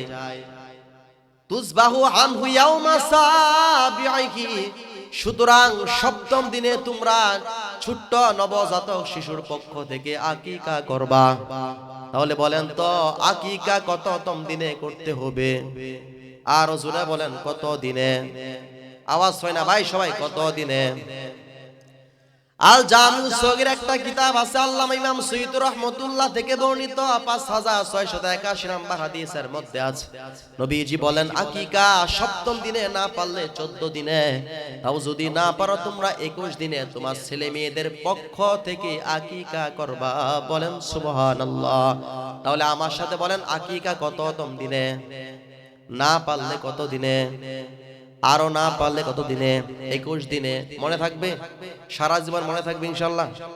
এখন আসুন, আকিকা ছেলের ক্ষেত্রে কি, কন্যার ক্ষেত্রে কি? আপনারা একটা মাসালা এতদিন ভুল শুনেছেন, আমিও ভুল শুনেছি। আজকে কানটাকে খাড়া রেখে মাসালাটার সমাধান নিয়ে যান। তিরমিজি শরীফ একটা হাদিসের কিতাব আছে, এই কিতাবের 1516 নম্বর হাদিস। ক্বালা নবী সাল্লাল্লাহু আলাইহি ওয়াসাল্লাম, নবীজি বলেন আনিল গুলামি শাতান, নবীজি বলেন পুত্র সন্তানের ক্ষেত্রে 2টা ছাগল। কয়টা ছাগল? ওয়ানিল জারিয়াতি ওয়াহিদাতুন, কন্যা সন্তানের ক্ষেত্রে 1টা ছাগল। তাহলে পুত্র সন্তানের ক্ষেত্রে কয়টা? আর জোরে বলেন কয়টা? কন্যা সন্তানের ক্ষেত্রে কয়টা? পুত্র সন্তানের ক্ষেত্রে 2টা, কন্যা সন্তানের ক্ষেত্রে 1টা। এখন ছাগল কি বকরা হবে না বকরি হবে? এই যে বললেন যে বকরা। তিরমিজি শরীফের 1516 নম্বর হাদিসের মধ্যে আছে, আল্লাহ নবীজি বলেন ওয়ালা ইয়াদুরুকুম যুকুরানান কুননাম ইনাথা, নবীজি বলেন তোমাদের জন্য কোনো ক্ষতি নাই যদি তোমরা পুত্র সন্তানের ক্ষেত্রে 2টা বকরা কিংবা বকরি জবাই করো, কোনো সমস্যা নাই। বুঝাইতে পারলাম? আরেকটা হাদিস বলে আমি একটু ব্যাখ্যা করব। তিরমিজি শরীফের 1519 নম্বর হাদিসের মধ্যে পাওয়া যায়, হযরতে আলী রাদিয়াল্লাহু তাআলা আনহু থেকে বর্ণিত, আল্লাহ নবীজি বলেন আকা নবী সাল্লাল্লাহু আলাইহি ওয়াসাল্লাম আনিল হাসানি বিশাত, নবীজির সাহাবী হযরতে আলী রাদিয়াল্লাহু তাআলা আনহু থেকে বর্ণিত, তিনি বলেন আল্লাহ নবীজি হযরতে হাসানের পক্ষ থেকে 1টা মাত্র ছাগল আকিকা করেছিলেন। বলেন সুবহানাল্লাহ। তাহলে বললাম পুত্র সন্তানের জন্য 2টা বকরা, কন্যা সন্তানের জন্য 1টা। আবার এই হাদিসের মধ্যে পাইলাম পুত্র সন্তানের জন্য 1টা জবাই করলে কোনো সমস্যা নাই। এখন একটু ব্যাখ্যা দিকে তাকান, সবাই তাকান। বর্তমান সিজারে বাচ্চা কাচ্চা হয়, তাই না? বেশিরভাগ সিজারে হয়। সিজারে বাচ্চা জন্ম নেওয়ার পরে আমি জানি না, হতে পারে ঔষধপত্র জমা দিয়ে টাকা পয়সা খরচ হয়ে যায় 25 থেকে 30 হাজার টাকা, মেবি কম বেশি হতে পারে। ভাই মাসলাটা বুঝেন, 30,000 টাকা খরচ হওয়া যাওয়ার পরে যদি কোনো যুবকরে বলা হয় সপ্তম দিনের দিনও, 14 দিনের দিনও, 21 দিনের দিনও তুমি আকিকা দিয়া দাও 2টা খাসি, যুবক বলবে আমার হাতে টাকা নাই। বলবে কি বলবে না? কারণ 2টা খাসির দাম কত? 25 থেকে 30 হাজার টাকা।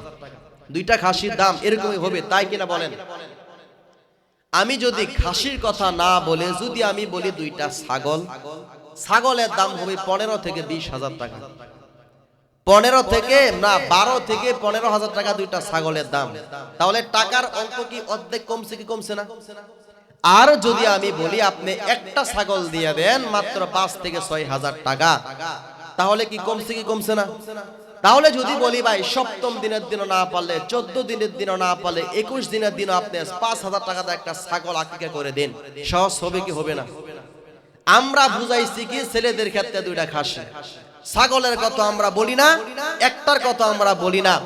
এখন সাধারণ মুসল্লিরা এটা অনেক বেশি দিতে হবে ভয় করে জমিয়ে রেখে দেয়, কুরবানি না দিয়ে আকিকার নাম দিয়ে দেয় 2টা। হয় কি হয় না বলেন? সত্যি না মিথ্যা বলেন? তাহলে মাসালাকে সহজভাবে বলতে হবে না কঠিন ভাবে? আজ থেকে আরো ভুল করবেন যুবক ভাই, পিছনে ভুল হবে, আরো জোরে বলেন ভুল হবে। যদি এরকম ভাবে, আমিও এটা আগে জানতাম না, পড়াশোনা করতে করতে করতে হঠাৎ পেয়ে গেলাম 1টা ছাগল ছেলেদের ক্ষেত্রে হয়ে যায়, খাসি না শুধু ছাগল। তাহলে আমি সপ্তম দিনের দিনও না পারলে, 14 না হয় 21 দিনের দিন আমি একটা ছাগল কিনা জবাই করে দেই, শেষ ক্লিয়ার? বুঝাতে পারলাম? তাহলে 3 নাম্বার গেল। 4 নাম্বার সন্তানের সুন্দর না, আমার দিকে তাকান, 4 নাম্বার হক, সন্তানের মাথার চুলগুলি মুন্টন করবেন। কি করবেন? চুলের সমপরিমাণ রূপ দান করবেন। দলিল তিরমিজি শরীফের 17 নম্বর অধ্যায় 1519 নম্বর হাদিস। ক্বালান নবী সাল্লাল্লাহু আলাইহি ওয়াসাল্লাম, নবীজি বলে, ইয়া ফাতেমা ইহলিকি রাসাহু, হে ফাতেমা তুমি তোমার সন্তানের মাথাকে মুন্ডন করবা। ওয়া তাসাদদাকি বিজিনাতি শারি ওয়া ফিদ্দা, সন্তানের মাথার চুলগুলি তুমি মুন্ডন করে এই যে চুলের সমপরিমাণ তুমি রূপ দান করে দিবা। বলেন সুবহানাল্লাহ। মা বোনদেরকে আমি বলি, সন্তান প্রসব করার পরে 7ম দিনে সন্তানের মাথার চুলগুলি মুন্ডন করবেন। সমপরিমাণ রূপ স্বর্ণ যা পারেন আপনার সামর্থ্য অনুযায়ী দান করে দিবেন, না পারলে টাকা পয়সা সদকা করে দিবেন। কথাগুলি বুঝাতে পারলাম? এটা কত নাম্বার হক বলছি? 4 নাম্বার হক। মনে রাখবেন 5 নাম্বার হক সন্তানের ভালো একটা নাম রাখা। কি রাখা? আমার দিকে সবাই তাকান। নাসাই শরীফে 4221 নম্বর হাদিস, নবীজি বলেন সাম্মা সাবিকে, আল্লাহ নবীজি বলেন 7ম দিনে তোমরা তোমাদের ছেলে মেয়ে সুন্দর একটা নাম রাখবা। আরে মুসলমানের ঘরে জন্মগ্রহণ করে মুসলমানের নাম রাখে রতন রত্না, স্বপন স্বপ্না, এরকম নাম মুসলমানের ঘরে আছে না নাই? আর জোরা বলেন আছে না নাই? সন্তানের যদি নাম রাখে আব্দুল জব্বার, আব্দুল কুদ্দুস, আল্লাহ সিফতি নাম, স্কুলের মধ্যে সমস্যা হয় না, কলেজের মধ্যে উঠে সমস্যা হয় না, ইউনিভার্সিটির মধ্যে উঠলে বন্ধু বান্ধব বলে কি নাম রাখছে তোর বাবা, তোর নামটা বুড়া বুড়া লাগে, বলে কি বলে না, তখন সে তার নাম রাখে ডলার বাই, বুলেট বাই, এইরকম নাম ব্র্যাকেটের মধ্যে পাওয়া যায় কি যায় না? ভাই কথা আসতে হচ্ছে, পাওয়া যায় কি যায় না? আমি বাস্তব দেখছি।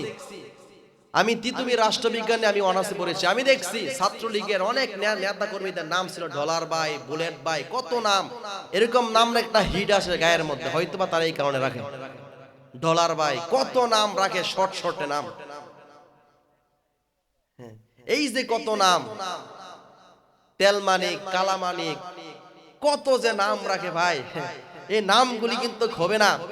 সাহাবী হযরতে আনাস ইবনে মালিক বলেন, আমি আল্লাহ নবীজিকে জিজ্ঞেস করলাম, বাবাকে সন্তানের হক সম্পর্কে জিজ্ঞাসাবাদ করা হবে। আরে মুসলমান, সন্তানকে বাবার হক সম্পর্কে জিজ্ঞাসাবাদ করা হবে।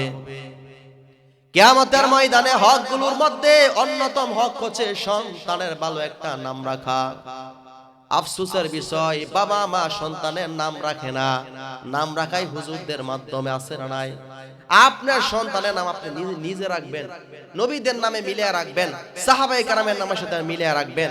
তো কোরআনের মধ্যে নাম আছে রামিম, ইয়াসিনের মধ্যে নাম রাখছে রামিম। শব্দের অর্থ কি? কোরআনের মধ্যে নাম আছে আপনি ফেরাউন, নাম রাখছে ফেরাউন। ফেরাউনকে আপনার নাম কাটো রাখে? রাখে না।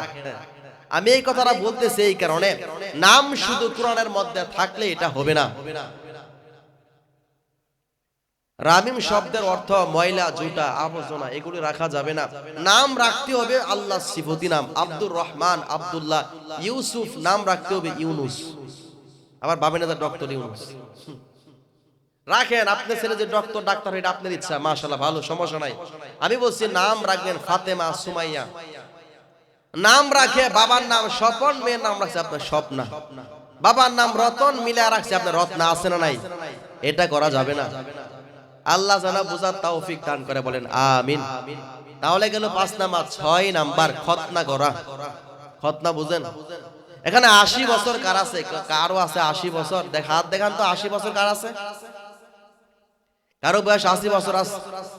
আল্লাহ পাক ইব্রাহিম নবী আলাইহিস সালাতু ওয়াস সালামকে বলে, ইব্রাহিম নিজের হাতে তুমি তোমার খতনা করো। ইব্রাহিম নবী আলাইহিস সালাতু ওয়াস সালামের বয়স যখন 80 থেকে 86 বছর হয়ে যায়, ইব্রাহিম নবী আলাইহিস সালাতু ওয়াস সালাম নিজ হাতে খতনা করেছেন। আপনাদের বয়স 70-60 হয়ে যায়, যদি বলা হয় খতনা করেন, নিজে বাজে পারবেন? নিজের খতনা নিজে করতে পারবেন? ভাই কথা বলেন না কেন, পারবেন?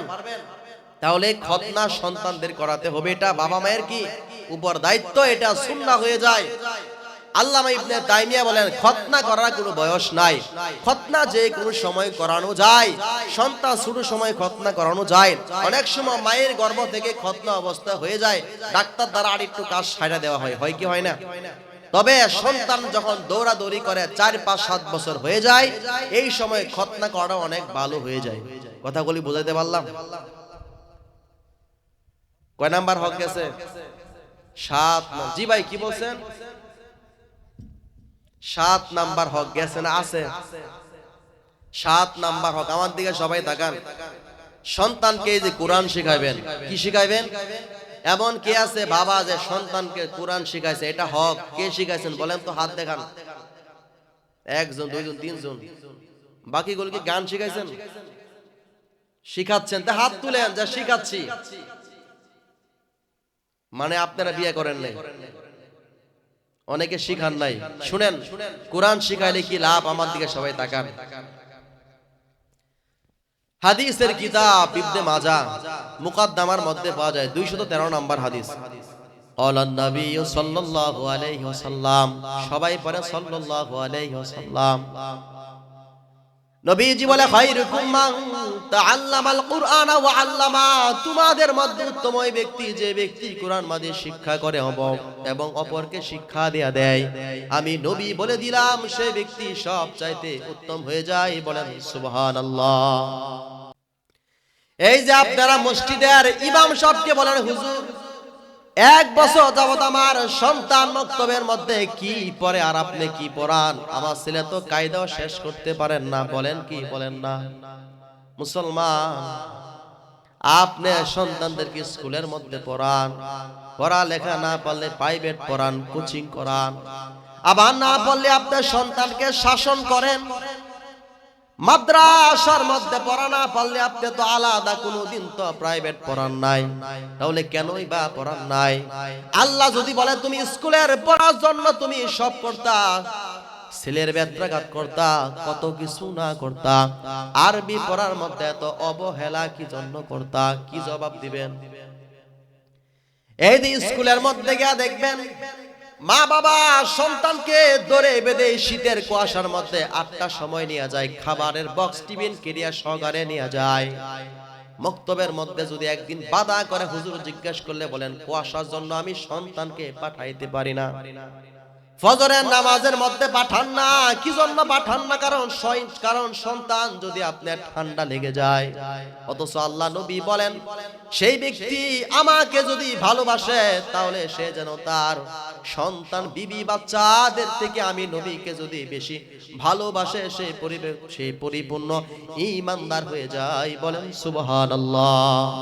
তাহলে যদি আপনি আল্লাহ এবং রাসূলকে সবচাইতে বেশি ভালোবাসেন, সন্তানকে কোরআন শিখাতে হবে কি হবে না? শিখাইবেন ভাই? কোরআন শিক্ষা লাভ না করলে কি হয় দেখেন।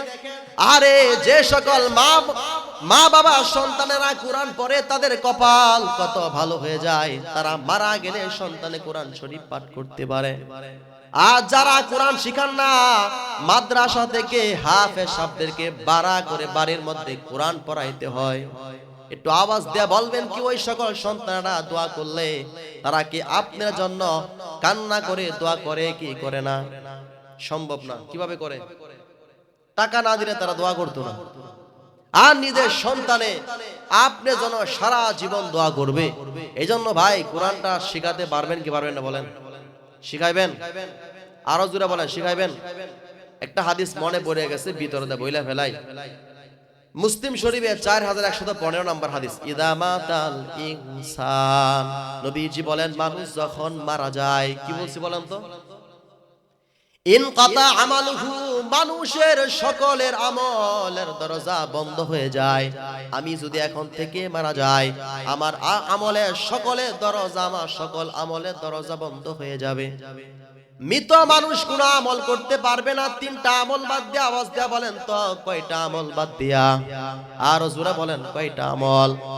1 নাম্বার মিন সাদাকাতিন জারিয়া, যে ব্যক্তি জীবিত অবস্থায় দান সদকা করে অথবা মারা যাওয়ার পর তার সন্তান কোনো দান সদকা করে, এই দান সদকার ফজিলত তার কবরের ভিতরে যেতেই থাকে। বলেন সুবহানাল্লাহ।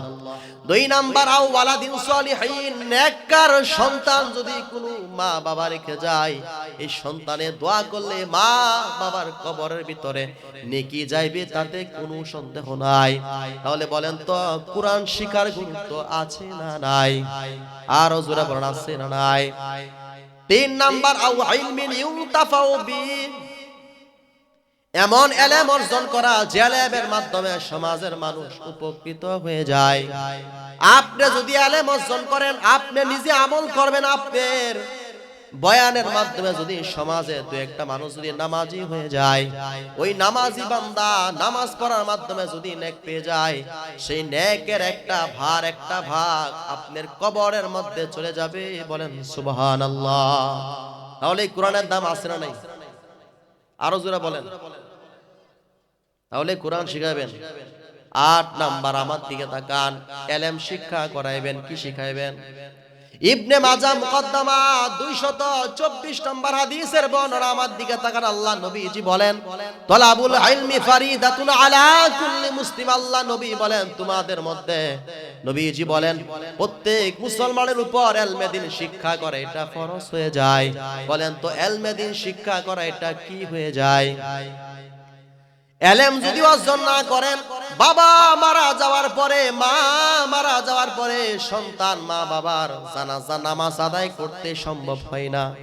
ইমাম সাহেবের কাছ থেকে যেতে হয়, অথবা অন্য হুজুরদের কাইনা মা বাবা জানাজার নামাজ আদায় করাতে হয়। ঘন্টার পর ঘন্টা আপনি যে আজকে মাহফিলের ভিতরে আসেন নাই, আবার ঠিকই কিন্তু সমালোচনা করবেন। সত্যি না মিথ্যা?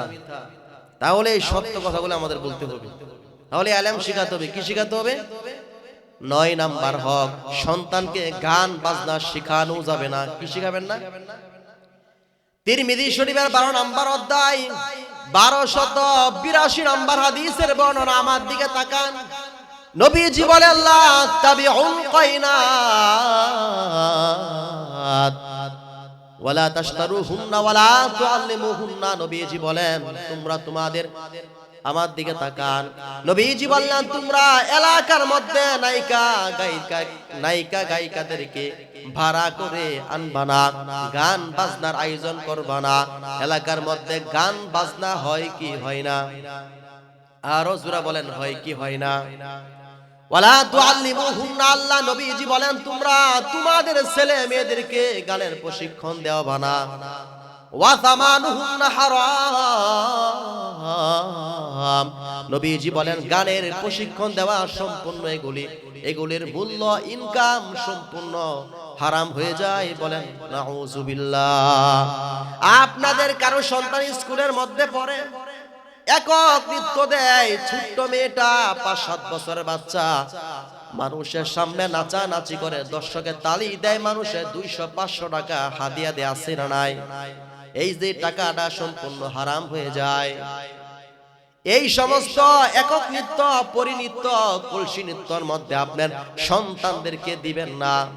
কথাগুলি বুঝতে পারলাম? আরে কত মা আছে ঘরের মধ্যে, নিজ মোবাইলের মধ্যে নাচানাচি দেখে, ৩ বছরের বাচ্চাটাও নাচানাচি করে, আছে না নাই? যে মা টিকটক নিয়ে ব্যস্ত থাকে, যে মা সারাক্ষণ টেলিভিশন নিয়ে ব্যস্ত থাকে, এই মার করতে ছেলে মেয়েরা কি ভালো হবে না খারাপ হবে?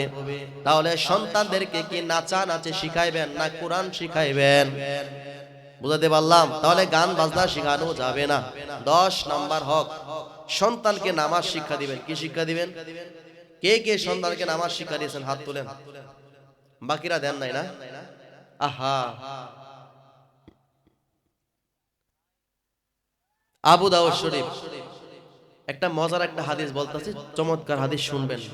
২ নাম্বার অধ্যায় ৪৯৫ নাম্বার হাদিস। ক্বালান নবী সাল্লাল্লাহু আলাইহি ওয়াসাল্লাম, নবীজি বলেন, মুরু আওলাদাকুম বিসসালাহ।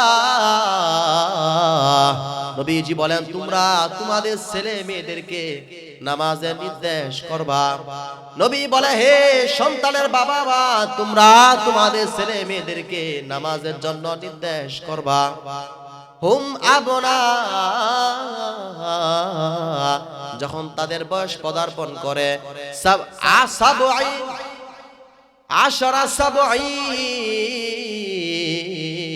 নবীজি বলেন যখন তোমাদের সন্তানের বয়স যখন সপ্তম বছরে পৌঁছে যায় তখন তোমরা তোমাদের সন্তানদেরকে নামাজের জন্য নির্দেশ করবা। তাহলে বলেন তো কত বছর বয়সে নামাজের জন্য নির্দেশ করবেন? আরো জোরে বলেন। ওয়াদরিবুহুম আলাইহা, আল্লাহ নবীজি বলেন তোমরা তোমাদের সন্তানদেরকে বেত্রাঘাত করবা। হুম আবনা, যখন তোমরা তোমাদের সন্তান যখন পদার্পণ করে, আশরি সিনিন, যখন তোমাদের সন্তান 10 বছর বয়সে যখন পদার্পণ করে তখন বাবা মা তোমরা তোমাদের সন্তান যদি নামাজ না পড়ে তোমরা তোমাদের সন্তানদেরকে শাসন করবা, বেত্রাঘাত করবা। তাহলে এখানে কারা কারা সন্তান 10 বছর বয়সে নামাজ না পড়লে বেত্রাঘাত করেছেন? কি করছেন?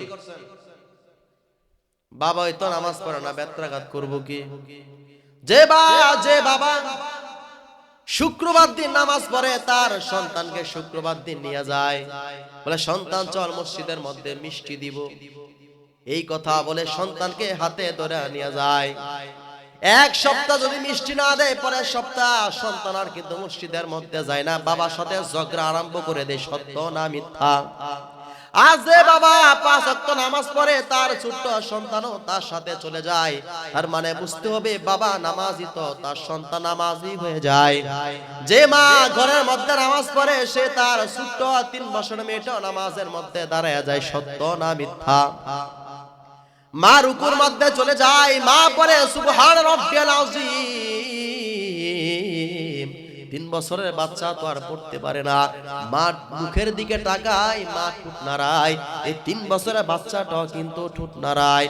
আল্লাহ বলে জিবরাইল বাচ্চা কি পড়ে মালিক? মা পড়ে সুবহান রাব্বিয়াল আযীম।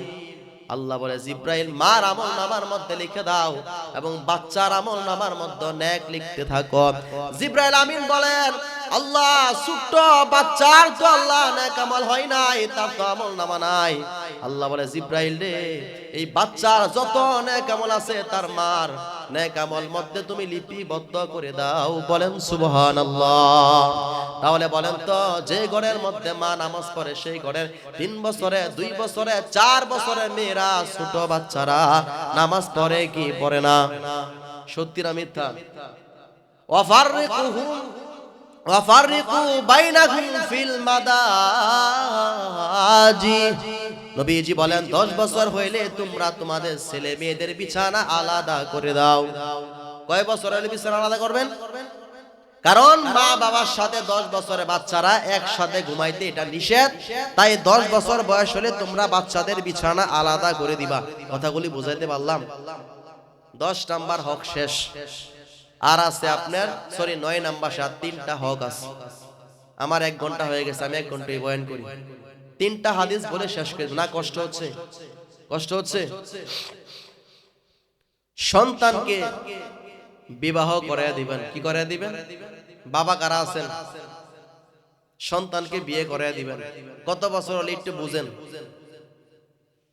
বলতাছি বিয়ের কথা শুনলে সবার মনে একটু খুশি লাগে, তাই না? হ্যাঁ মাশাআল্লাহ বলতাছি। ক্বালা নবী সাল্লাল্লাহু আলাইহি ওয়াসাল্লাম, সবাই পড়ে সাল্লাল্লাহু আলাইহি ওয়াসাল্লাম। নবীজি বলে ইযা বালাগা ইযাবিজহু, যখন সন্তান যখন প্রাপ্তবয়স্ক হয়ে যায় সন্তানকে মা বাবা যেন বিবাহ করায় দেয়। ফাইন বালাগা, সন্তানকে প্রাপ্ত সুতরাং যখন তারা বালেক হয়ে যায়, লাম ইযাবিজহু, বাবা মা যদি সন্তানকে যদি বিবাহ না করায়, ফাসাবা ইসমা, সন্তান যদি কোনো গুনাহ করে, ফাইন্নাহু আলা আবি, বাবার উপর সন্তানের সকল গুনাহগুলি বর্তাবে। বলেন নাউজুবিল্লাহ।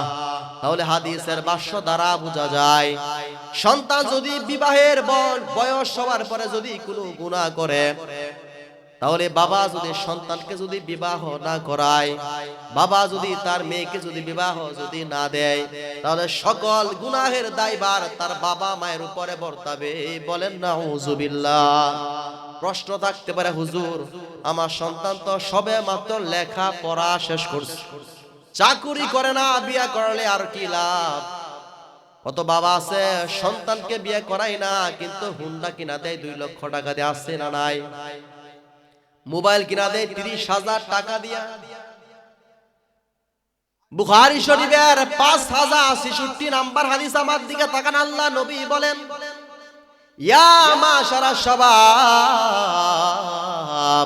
নবীজি বলে, হে যুব সম্প্রদায়, মানিস্তাতা আলবা, তোমাদের মধ্যে যে ব্যক্তির বিবাহের সামর্থ্য রাখে, ফালিউজাউইজুহু, সে যেন বিবাহ করে নেয়। কি করে নেয়? বিয়ে করে নেয়। কারণ বিয়ে করলে 2টা লাভ। বলেন তো কয়টা লাভ? আগাদুলিল বাসর, 1 নাম্বার, যে ব্যক্তি বিয়ে করে তার দৃষ্টি নত হয়ে যায়। ওয়াহসানিল ফারজ, এবং তার লজ্জা স্থান, তার সতীত্বকে সে হেফাজত করতে পারে। বলেন সুবহানাল্লাহ। ওমাল্লা মেস্তাতি, যে ব্যক্তি, নবী বলেন, যে ব্যক্তির বিয়ে করার সামর্থ্য নাই, আলাইহিল সাওম, নবীজি বলে, সে যেন রোজা রেখে দেয়। বিয়ে করার যার সামর্থ্য নাই, সে যেন রোজা রাখে। কেন রোজা রাখবো? ফাইন্নাহু লাহু বিজা, নবীজি বলে, রোজা তার যৌনতাকে কমিয়ে দেয়। যে ব্যক্তি সামর্থ্য নাই বিয়ে করার, তা যদি বিয়ে করতে মন চায়, বিয়ে করতে না পারলে সে খারাপ কাজের মধ্যে লিপ্ত হয়ে যায়। নবী বললেন, তুমি রোজা রাখলে তোমার খারাপ কাজ করতে আর মন চাইবে না, শরীরের মধ্যে তোমার শক্তি আসবে না। হয় বিবাহ, না হয় রোজা, গুনাহ করা যাবে না। বুঝাইতে পারলাম ভাই? আমি আর সহজ ভাবে বোঝানো অপশন নাই, দলিল দিয়া বললাম, তারপরে যদি না বুঝেন করা কিছু না। বুঝছেন ভাই? 11 নাম্বার, সন্তানদের মধ্যে সমঝোতা করবেন। বাবা যেন সন্তানদের মধ্যে সম্পত্তির ভাগ যেন সমভাবে বন্টন করে দেয়। লম্বা হাদিস, আমার দিকে সবাই তাকান। মুসলিম শরীফের 4077 নাম্বার হাদিস, নবীজির সাহাবী হযরতে নুমান ইবনে বাশির থেকে বর্ণিত। তিনি বলেন, আমার পিতা আল্লাহ নবীজির উদ্দেশ্যে রওনা হয়ে যায়। আল্লাহ নবীজির কাছে গিয়া বলে, ইয়া রাসূলুল্লাহ, আমি আমার সন্তান নুমানকে আমি আমার সম্পত্তির অমুক অমুক জায়গা থেকে দান করব, আপনি একটু এই ব্যাপারে সাক্ষ্য থাকবেন। নবীজি বললেন, তুমি কি তোমার সকল সন্তানদের মধ্যে কি সম্পত্তি ভাগে ভাগ করেছো, দিয়েছো কিনা? যেইভাবে তুমি নুমানকে সম্পত্তি দিয়েছো, ইয়া রাসূলুল্লাহ, আমি অন্যান্য সন্তানদের মধ্যে আমার সম্পত্তি ভাগ করে দেই নাই, আমি যেভাবে নুমানকে সম্পত্তি দিয়েছি। নবীজি বললেন, তাহলে অন্যায়মূলক জুলুমমূলক কাজের ব্যাপারে আমি নবীজি সাক্ষ্য থাকতে পারবো না। এরপর আল্লাহ নবীজি বলেন, তুমি কি তোমার সকল সন্তানদের মধ্য থেকে, সকলের কাছ থেকে তুমি সুন্দর ব্যবহারের আশা করো কিনা? ইয়া রাসূলুল্লাহ, আমি আমার সকল সন্তানদের কাছ থেকে ভালো আশা করি। নবীজি বলেন, তাহলে তুমি তোমার সকল সন্তানদের মধ্যে সম্পত্তি সমভাবে ভাগ করে দিবা, অন্যথায় তোমার সন্তান এই সম্পত্তির জন্য তোমার সাথে মাঝে মাঝে খারাপ আচরণ করবে। তাহলে বলেন তো, বাবা যদি ইনসাফ ভিত্তিক বিচার না করে, সন্তান বাবার সাথে খারাপ আচরণ করবে কি করবে না? তাহলে বাবা উচিত কি সম্পত্তি ভাগ করতে? আমার দিকে এখন তাকান, একটা মাসালা বের হয়ে যায়। আমার দিকে তাকান, যদি কোনো বাবা কুরআন হাদিসে, যে কুরআন এবং হাদিসের অনুযায়ী, যদি কারো ঘরে একজন পুত্র সন্তান এবং 2 জন কন্যা সন্তান জন্মগ্রহণ করে, কথা ভাই বুঝতেছেন? তাহলে এক সন্তান যা পাবে, 2 কন্যা সন্তান তা পাবে। এটা হচ্ছে কোরআনের নিয়ম। বাবা মারা যাওয়ার পরে, এখন যদি বাবা জীবিত অবস্থায় যদি সম্পত্তি যদি লিখে দিতে চাই, তাহলে মেয়েকে যা দিবে ছেলেকেও তা দিবে, ছেলেকে যা দিবে মেয়েকেও তা দিবে। কথাগুলি বুঝতে পারলাম?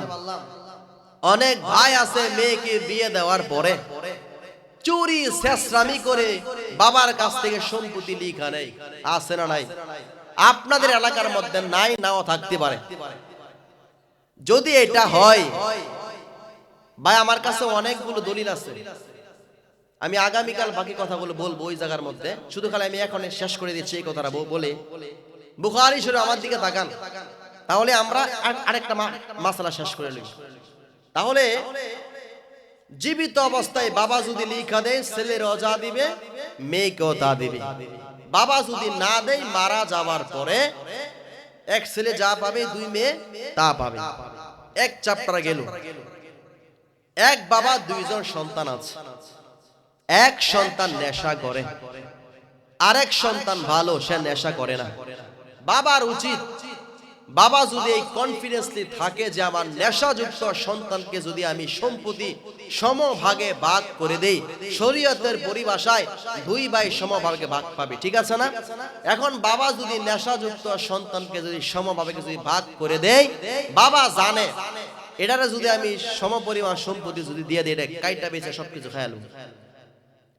এই সুবাদে বাবা যদি বলে ভবিষ্যৎ আমার ওই সন্তানের কাছে থাকা হবে না, কারণ সে নেশা করে, সব বেঁচে ফেলবো, ভালো সন্তানকে আমি দিয়ে দিব। বাবা যদি ওই সন্তানকে বেশি দিয়ে দেয় কারণ বাবা তার সাথে থাকবে, এটা জায়েজ আছে, তবে এটা আপনি নিজে পণ্ডিতি করবেন না। ফতোয়া বিভাগের কাছে একজন মুফতি সাহেবের কাছে আপনার লিখিতর মাধ্যমে আপনি বোর্ডের কাছ থেকে ফতোয়া নিয়ে নেবেন। কথাগুলি বোঝাতে পারলাম ভাই? আমার কাছে আর সুন্দর করে বোঝানোর অপশন নাই। কথাগুলি বোঝাতে পারলাম?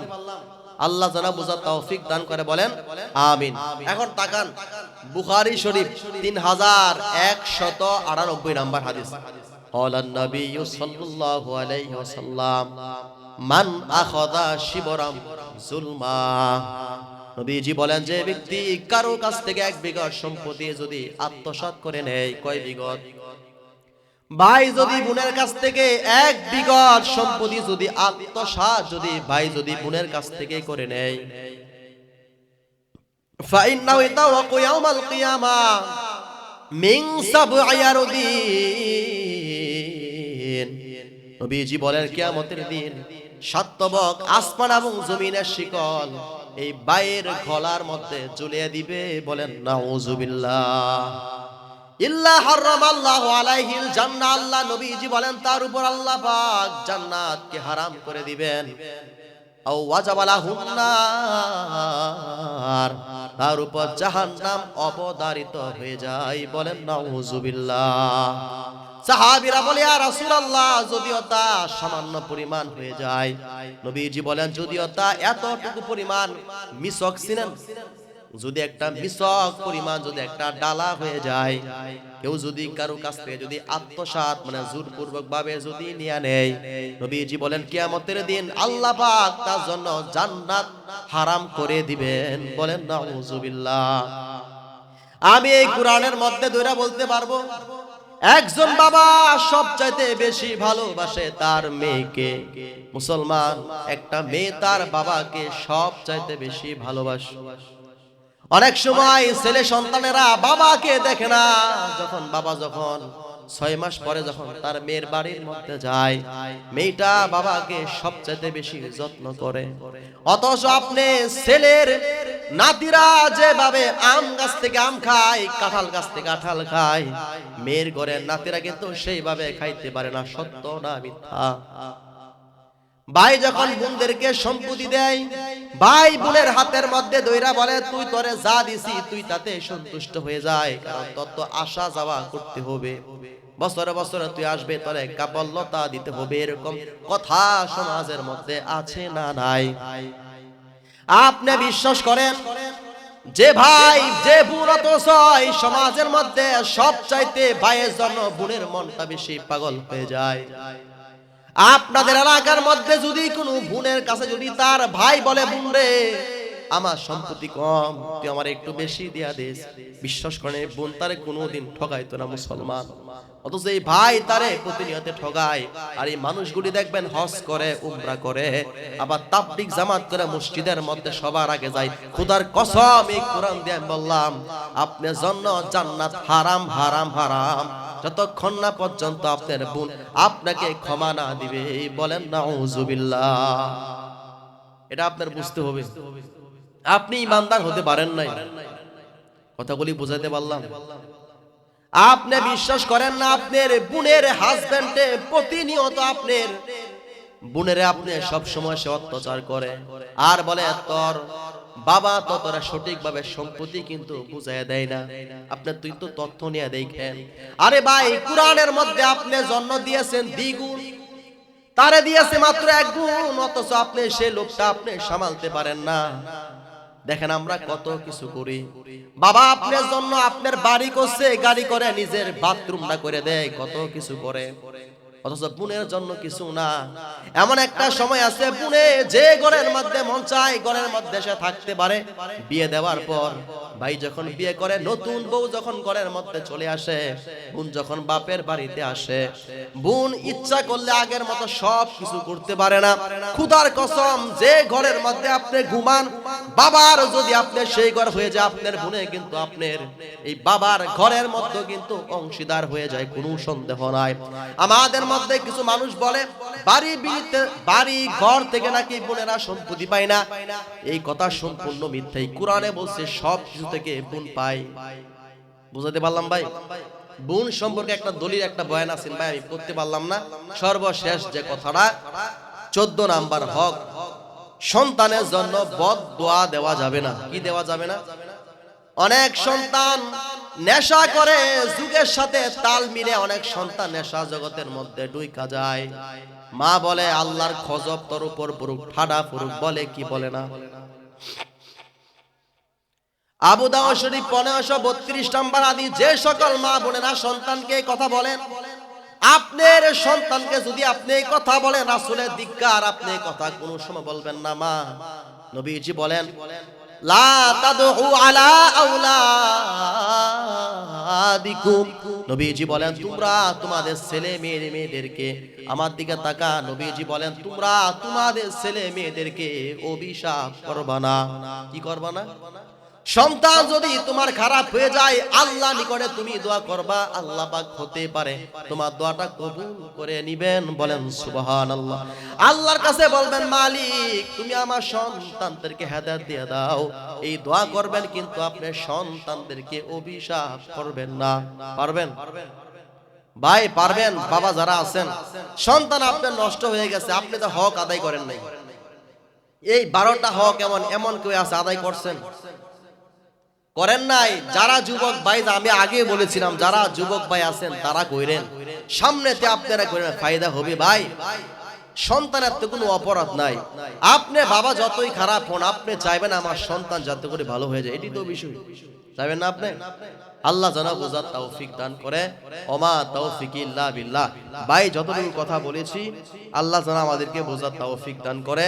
আরো কিছু কথা ছিল, শেষ করতে পারি নাই। 1 ঘন্টা 15-20 মিনিট হয়ে গেছে, 12টার উপরে বাজে। আমরা দুরূদ শরীফ পড়ি ইনশাআল্লাহ, শেষ করে দেই ইনশাআল্লাহ। ঠিক আছে? জি, আপনি দিয়া দিবেন? জি ইনশাআল্লাহ দিয়া দিবেন। আল্লাহ যেন বোঝার তৌফিক দান করে। ভাই কথাগুলি বুঝতে পেরেছেন? কারো বুঝার অসুবিধা হয়েছে? মাশাআল্লাহ। আমার কাছে আনন্দ লাগছে এইটাই, আমার কাছে আনন্দ লাগছে এইটাই। আপনারা যারা আছেন, কোনো কিস্সা কাহিনী বলা হয় নাই, তাই না? কোনো সুরও দেওয়া হয় নাই, তারপরে আপনারা বুঝতে পারছেন। মাশাআল্লাহ। আমি গতকাল আগের কালে গিয়েছিলাম আপনার ভৈরব, কিশোরগঞ্জ, আর আগের কালে গিয়েছিলাম কাপাসে। এরকম মুরব্বীরা অনেক বড় ফ্যান্ডেল ছিল, তারা এই কথাগুলি মনোযোগ দিয়ে শুনছিল। আপনারাও ধন্যবাদ।